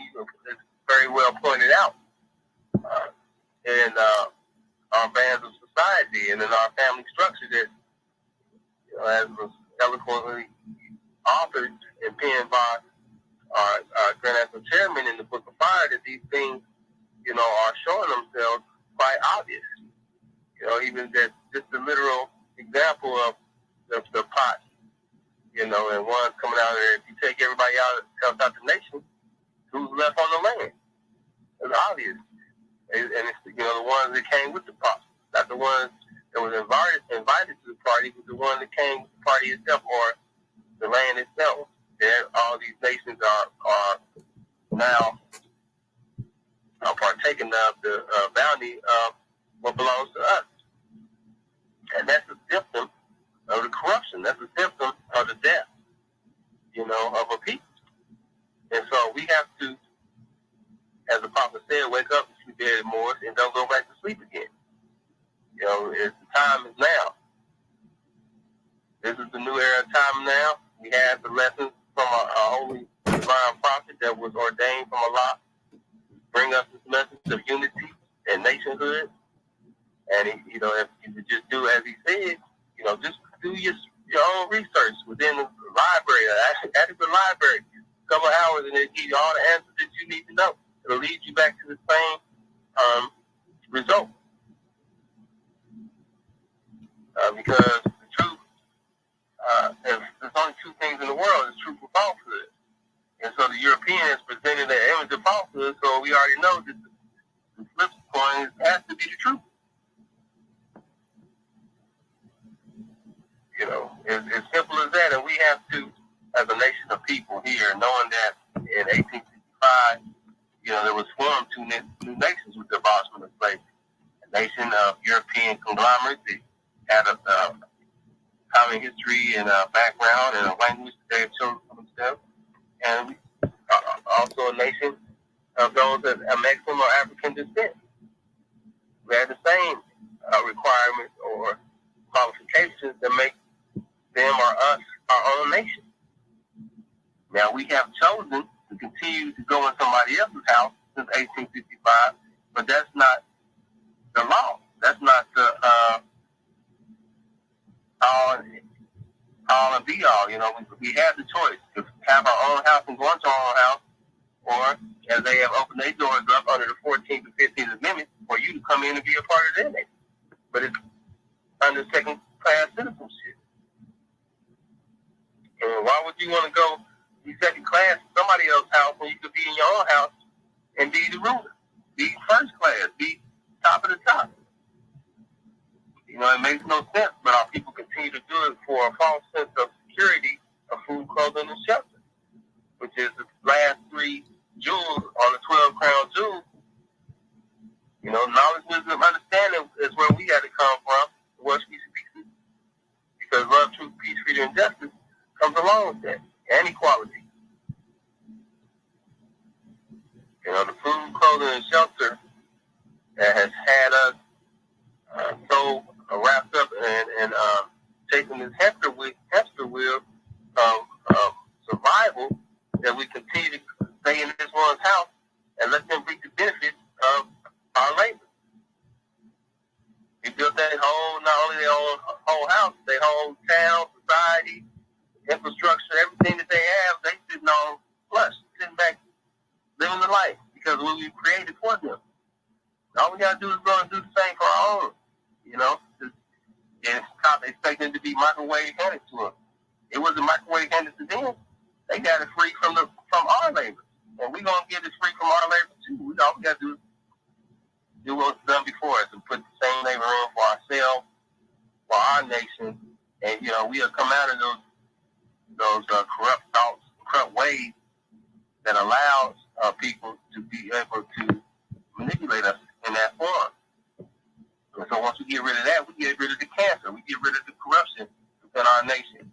And now we look at a living, breathing, healthy nation, clean and pure, that which we have where no blood has been drawn, where no transgression has been made, and we can move forward, and ones have to respect that. We can move forward in purity. And blessed are the pure in heart. For they, love and not demand love in return. That's where the outpour of the blessings is going to come, because we did it ourselves and we moved on as a clean, pure nation of people without worrying about what else somebody else thought or what else somebody would do or what we thought somebody owed to us. We first looked at what we owe ourselves. Are we giving ourselves 100%? Are we giving ourselves 50%? Do we do the job for ourselves and our nation and our children? Do we give 100, 120% to our legacy, to our children, to what's coming up after us, even to ourselves in the existence that we want to live in? Or do we just give ourselves 75%? Some days 80%, Maybe it's a rare day you might give yourself 100% of what you got. But a lot of us are just comfortable giving that 60%, a good D. Long as I pass, I ain't got an F. I get a 60%, 65%. That's gonna make you to the. We got to get out of that thought pattern, especially when it comes to what we're trying to build as a nation of people. We need the all. We need the over the all. 120%, and that's really going to yourself. So it shouldn't be a problem. But we ain't gonna put no more buts in front of it. It shouldn't be a problem, and so we should move forward from that thought pattern, understanding what you brought forth in this grand class tonight. That's a grand sheet. That stop waiting on these corrupt people to bring, something that's crumbling to be a solid foundation for what you can build upon. It's already showing you that it's crumbling, that it's not solid, and it's thick. So, let us build our demonstration somewhere else, on our own land, on our own solid foundation of our understanding of what our forefathers and mothers have set forth for us from the very beginning. Gratitude for the class this evening, and gratitude to you, Moorish America, for being here with us and giving us your time, attention, and respect. Love you. Islam and peace. Islam, Grand Mufti. Gratitude for what you brought on the manifest and everything you said and the love thought that you brought. Islamism. At this time, let us call forth our National Grand Secretary, our Grand National Secretary of Moorish America, Sister Hatshepsut Rakat Ma'at and Pooh, Tut the Coming Bay, Islam. All right now, Goddess and Queen. Islam. Islam, Moorish kids, first of all, want to rise, giving all praises to our Father God Allah, giving honor to our Prophet, Noble Ali, the last prophet in these days and times, giving honor to our Moorish American government, all of our officials, staff, with angels, muftis, divine ministers, most especially our Moorish kids. Giving honor to all those Moors that spoke before me, all those Moors that will speak after me. Giving a special honor, start with your fellow Moors, giving a special honor to our National Assistant Grand Sheikh of Moorish America, Dr. Shetta Wamenti El Mohedded Shepsuel, for opening our meeting according to law. Also to our National Grand Secretary, State of Indiana, Dr. Faya Nafi Hexamu for taking registration and reading our second chapter for the week. And a special honor to Act 1 to all of our family online for, being on the call, giving your support. It's indeed a blessing, and that's what we're speaking about, unity. Our subject matter, and giving honor to our host instructor, our National Assistant Grand Sheikh, Dr. Shetta Wamenti El Mohedded Shepsuel, for a Grand Moorish Perspectives class this evening. Our subject matter coming from chapter 26, ayah 8. The nations are corrupt, they sleep within the arms of death, and they must be aroused before it is too late. And I want to give you much honor, Dr. Shaheed, because I tell you, when you were reading from the Book of Fire, dealing with Out of the Pot, I had on several occasions the opportunity to hear the chairman demonstrate that in front of several groups of boards across the country. And each time, it was a painful thing when, as the chairman would speak and say, well, we're going to play a game here, and ask members of the audience to select a particular nationality, whether it be Italian American or German American, and maybe about 8 or 9 different nationalities, and then, well, who wants to play the role of the Negro, or who wants to play the role of the black man, etc. And when it came down to the exercise of the law, or in essence, you're looking at this pot of nations, supposedly the melting pot. And when the fire is lit and it's time for one to go back to the country from which they came, like you said, Italian, American go back to Italy, et cetera, et cetera. But when it came down to where is the black man going back to, where is the Negro going back to, you could see the pain and the hurt, individual that represented that, because they looking like, wait a minute, everybody else has a place to return to, what about me? And that's a very hurtful and painful thing when you see that you've been misused, lied to, abused, bamboozled, what have you. And the thing is, when we have, as a people, been blessed with a holy prophet that was divinely prepared, by our Creator, bringing us the way and the solution out of this, what is termed often as the Negro problem. But as our Assistant Grand Sheikh spoke about, you have those who think that they know more, or those that have hidden agendas, other motives, etc., and they're not about the people. We are truly blessed here in this Moorish American government, because when you look at the importance of having a nation of people, and we're not talking about sovereign citizens, where you get out there, play around in European court, next thing you know, you end up in a mental institution or on lockdown. And one can be plucked off at will. That's why in our unity is our strength. So when we look at this as special subject matter and dealing with our people, the majority of them don't even know that the prophet has come to them, or don't even know the various degrees that we have within ourselves. That's why the key is, and the master instruction is to study thyself. And so we are able to come out of a state of unconsciousness or a state of ignorance when we recognize how we are put together. We are not three fifths of all other persons. We are not poverty. But according to the laws here in these special United States, this is how we're listed on the book. And the brother made it most plain. Do the research. So when we look at belief, 3 steps on the master's carpet. Belief, that which man thinks perhaps is true. Research is key. When you look at faith, that which man knows is truth. And if one knows, you have to be what you know. Otherwise, you simply guess. And when you look at that third step, this fruition, man himself, the truth. And when we look at it from that special aspect, and the prophet letting us know that if I could just get you to thinking, you can save yourself. That is key. Because so often here in the West, we had attuned our sight to what we see, hear, taste, touch, smell on this carnal or manifest level, and think that that is all that there is. Or eat, drink, and be merry thought patterns. But nothing could be further from the truth.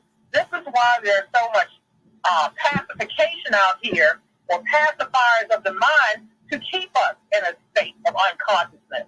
I can go out here and deal with alcohol or drugs, or demonstrate on a lustful manner, and or deal with hatred and hold on to that as a god. But these are things that keep us buried in that shallow grave of unconsciousness.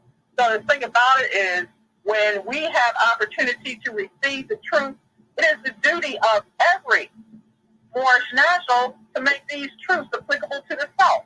But first of all, we've got to go within. Stop looking outside of the self, who's doing what. Stay in your own lane. Deal with your own garden as far as your soul is concerned. Guard your own thoughts and demonstrate the ways and customs of our people, which is about love, truth, peace, freedom, and justice. Anything outside of that is something that should be foreign to us because that's not natural to us as a people. So the thing about it is, we are truly blessed to have the keys in this era of time to no longer have to be continuing to sin our Creator. We didn't realize the fact, I know I didn't, that calling myself a black woman was actually a sin against the Creator because he never made a black people. Blacks are created here in America. So when we look at the fact that our gross national product is wisdom, and we, this is what those that are in so-called pseudo power today do not want us to become conscious of who we are, not only as Moorish American nationals, but as gods. Then one no longer has power over you. You can't enslave a god.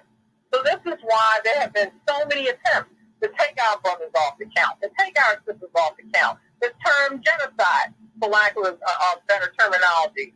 So we are here teaching our people their nationality and their divine creed. We learn how to deal with building that character within, or what is termed as building the temple of perfected man within the self. Learn how to meditate. Learn how to still the mind so that you don't let little fleeting winds of somebody trying to provoke you or push your button, take you off, and there you are. As opposed to learning how to demonstrate self-mastery. And when you are able to put aside those things on a negative level, then there's nothing that you cannot do as a God. If we are children of one Father, then we recognize each other as brothers and sisters. So it's time to recognize the importance of coming together as a nation of people, being of a benefit, reciprocal help, and mutual obligations here to have each other's back. And this is what it's about, not only on a national level, but a divine level. So I just wanted to give much honor to Dr. Shaheed for calling me forth. Much peace and love to all of my Moorish family. Our chairman is on a mission this evening. So gratitude more for calling me forth. Peace and love.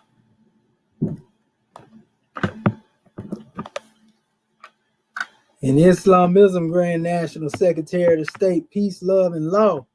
Islamism, powerful measure. Shaheed, if you're speaking more, we can't hear you. Okay. I didn't mute you out on the phone. I'm sorry, Grand National Secretary of State. But we was just giving honors to you, and see the brother they say the God woman is going in. Yeah, the God woman been going in, brother Noble Bryan, for a long time. You know what I mean? So this is natural. And it's an honor to be here and study. And there's plenty of lessons and blessings that's gonna keep coming. You can believe that. That's why we call her Mother Ma'at. You know Ma'at represent truth and right. So, go figure. I want to give honors again to our Grand National Chairman, Dr. Acting Scimitar Swinging Tutankhamun Bay. Because man, he got truth in this book here, that'll last, 20 more cycle ages. And we don't even need no more because we came to the last one, but this is ancient, infinite wisdom, family, that'll never get old, So we want to give honors to the chairman for this special grand work. And at this time, we want to call forth our national grand sheik, the Godhead, Dr. Serapis Amin Rael. Islam, you there, grand man? Brother Minwir. Islam. I'm here, angel. Praise Allah. Praise Allah. As we rise on this grand occasion, give a lot of praise, honest to his love thought, and his industrious ways. Our brother man, prophet, no you already brought us everything it takes for us to be free. Thank you, prophet. Honor to our officials and our staff, and government, as well as the Grand Mufti, Assistant Grand Mufti, Grand Mufti Corps, divine ministers, student ministers alike, your honor to the Royal Council of Citizens, sympathizers, and supporters. Our flag, seal, the emblem, Constitution, which we stand, Book of Bible, Book of Ali, the Holy Quran, the Constitution. We give everything a praise for us being here on the manifest and for this grand session to see this Dr. Shaheed, and to the grand public. We welcome you and we pray that you will come again to get this lofty wisdom and take you to build up the future of your prosperity, in which you shall inherit as you continue to grow and know, unfold, become wise with these fundamental truths, and the fact that your ancestors are tied in with our ancestors, and that there's only one people who was brought to put in this type of situation. And we pray that this is the end of time, that it's a new day on the manifest. We pray that we, as a people, will rise up and become one as it was ordained that we should be, shall do. Islam, Islam, Islam. Praise Allah. Thank you, Dr. Shaheed, for a grand lesson this evening. Truly, it went down in the depths of misery and suffering, brought a revelation of how to elevate the consciousness where we don't suffer any longer. And that is by being on that joyous place of unity and love. And we appreciate you expressing that, clarifying it to us as a whole, and that we continue to strive and be alive with the things that the prophet brought and the things that the prophet taught, and everyone get drawn off of it. And one aid sister Grand Sheik, and spread that word that lost wisdom out there in humanity. But this is who we are here for, following humanity. We're up there following humanity by teaching them to be themselves. Praise Allah. Long live Moorish Science. January 29th, January 15, 1929. all citizens of being all radical, agitated speeches while at work in the homes or on the streets. We offer peace and not destruction. Stop flashing your cards to your opinions. It causes confusion. Remember, your card is for your salvation. Faith to obey these orders is good because there's consequences. We offer love, truth, peace, freedom, and justice. And when these principles are violated, justice then will take a course. Any citizen or group of citizens who hold malicious feelings towards the government or the property or violate the divine covenant of the Moorish movement will receive their rewards from Allah for their unjust. All true Moors will and must obey the laws laid down to them by the prophets. They lose confidence in the prophets. They should turn in their card and button when a servant says, return to the state where the prophet found you. This is the holy divine movement started by the prophet.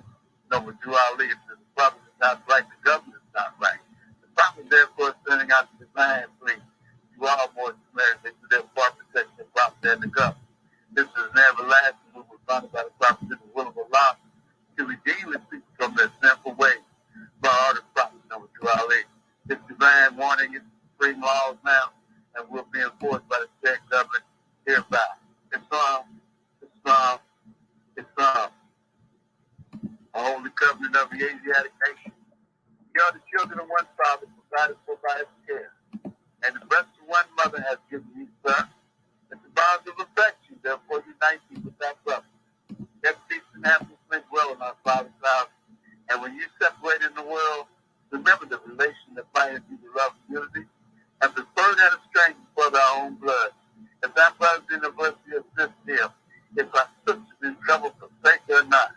So shall the fortunes of our family contribute to the support of its always, and instead we continue to you all in your love to each other. Farm. Leading to the fifth code according to Act 2, for our divine constitution, and love, truth, peace, freedom, and justice.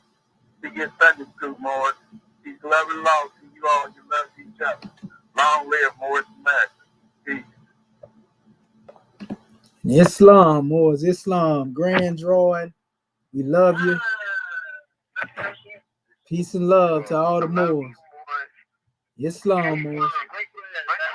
From New York City, open my eyes for every Grand class. Islam, we love you, family.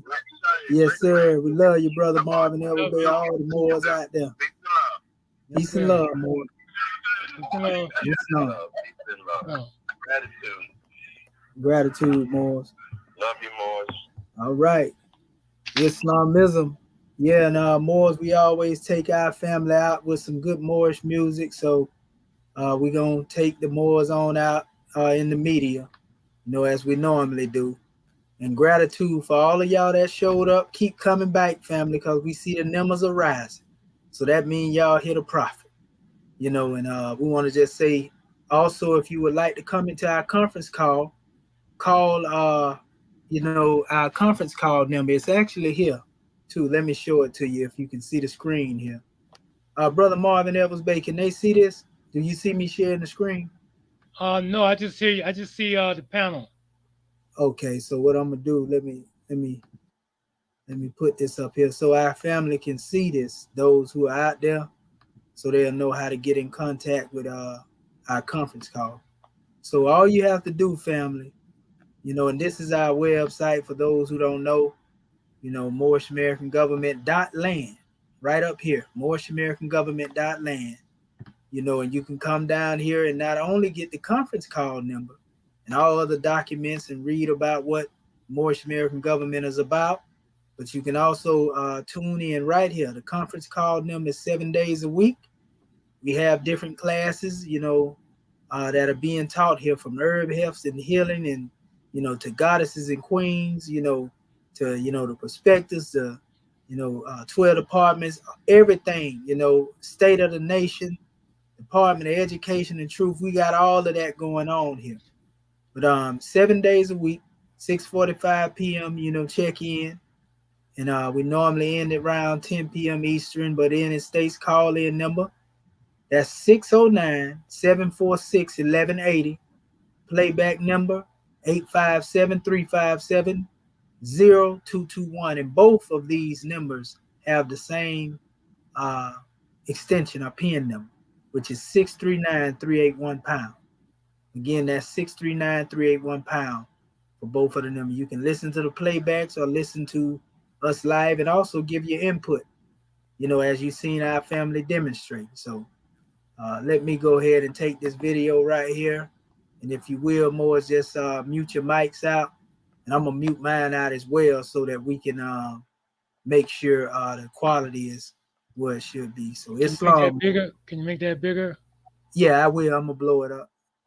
Yeah, it's long.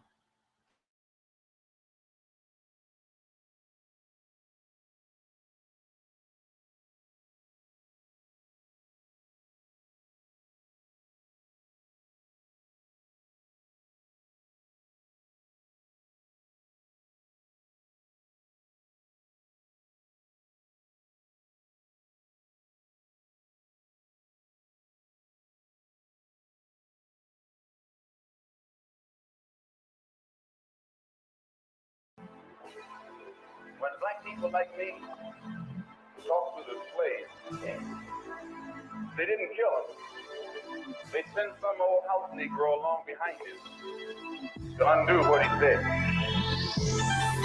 You have to read the history of slavery to understand this. There were two kinds of Negroes. There was that old house Negro and the field Negro. And the house Negro always looked out for his master. Yeah, this that sacrilegious blasphemy. Revolutionary speech to make them blasphemy. And I put it all on the line to see my people free. Even if it leads to Roman legions crucifying me. Yeah, this that sacrilegious blasphemy. Revolutionary speech to make them blasphemy. And I put it all on the line to see my people free. Even if it leads to Roman legions crucifying me. Blood diamonds in our veins, so we breathe free. Every nigga's a potential donor for a small fee. Over the years, I gave my blood, my sweat and tears. Upright, independent, and fearless, and it's all clear. They wanna see me on my knees with my hands out, but I refuse to be a bigger ninny chasing clout. Your favorite rapper, honor master, he's a faithful slave. Phallus worshiping pagan rights for minimum wage. And I say the things that these house niggas wanna say. Can't cancel me cause I'm the culture, watch me lead the way. My footprints are clearly cut cause I'm a big stepper. I leave eternal landmarks, therefore I live forever. My Moorish ties can never be severed. Medieval demons plot to earn acceptance, and I don't have to get ready because I stay ready. Recite these vanishing rituals, these are my confessions, and I got a 7-day theory like Machiavelli. Sacrilegious blasphemy. Revolutionary speech to make them blasphemy. And I put it all on the line to see my people free. Even if it leads to Roman legions crucifying me. Yeah, this that sacrilegious blasphemy. Revolutionary speech to make them blasphemy. And I put it all on the line to see my people free. Even if it leads to Roman legions crucifying me. Freedom of speech, just watch what you say. Them devils look for excuses to exercise they hate.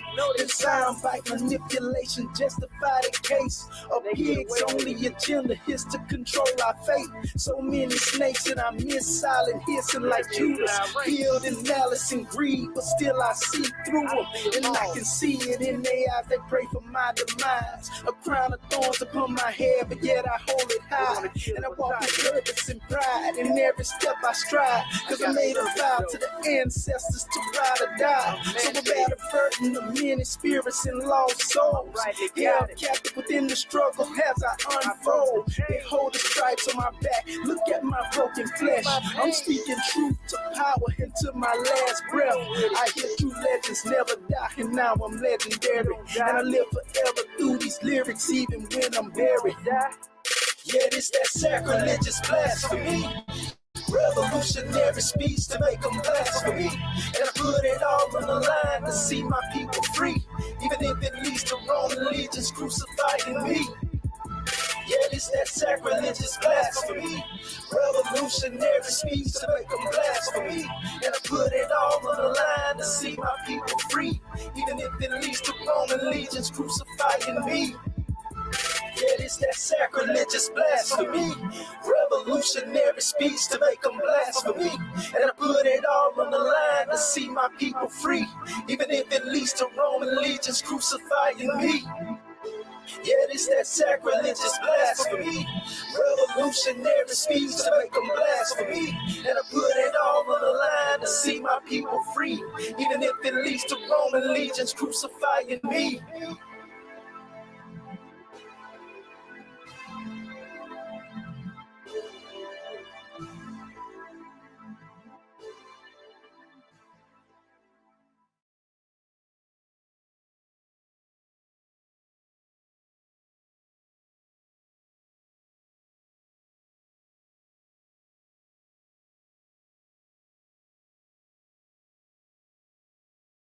In Islam, Moors, we want to give honor to our family, and we're here to wake you up. Like the prophet said, if I can just get you to thinking, you'll save yourself, like our brother Khaled said, and I got sense enough to know that I'm a Moor. And I wouldn't say I was a Moor if I didn't think that. So we want to give honors to you. Peace and love, Moors. Gratitude. See you next time. Islam. And coming to your Moorish American government. Peace and love. Great demonstration. Islam, Grand National Secretary of the State. We love you all. Love you too. Yes, ma'am.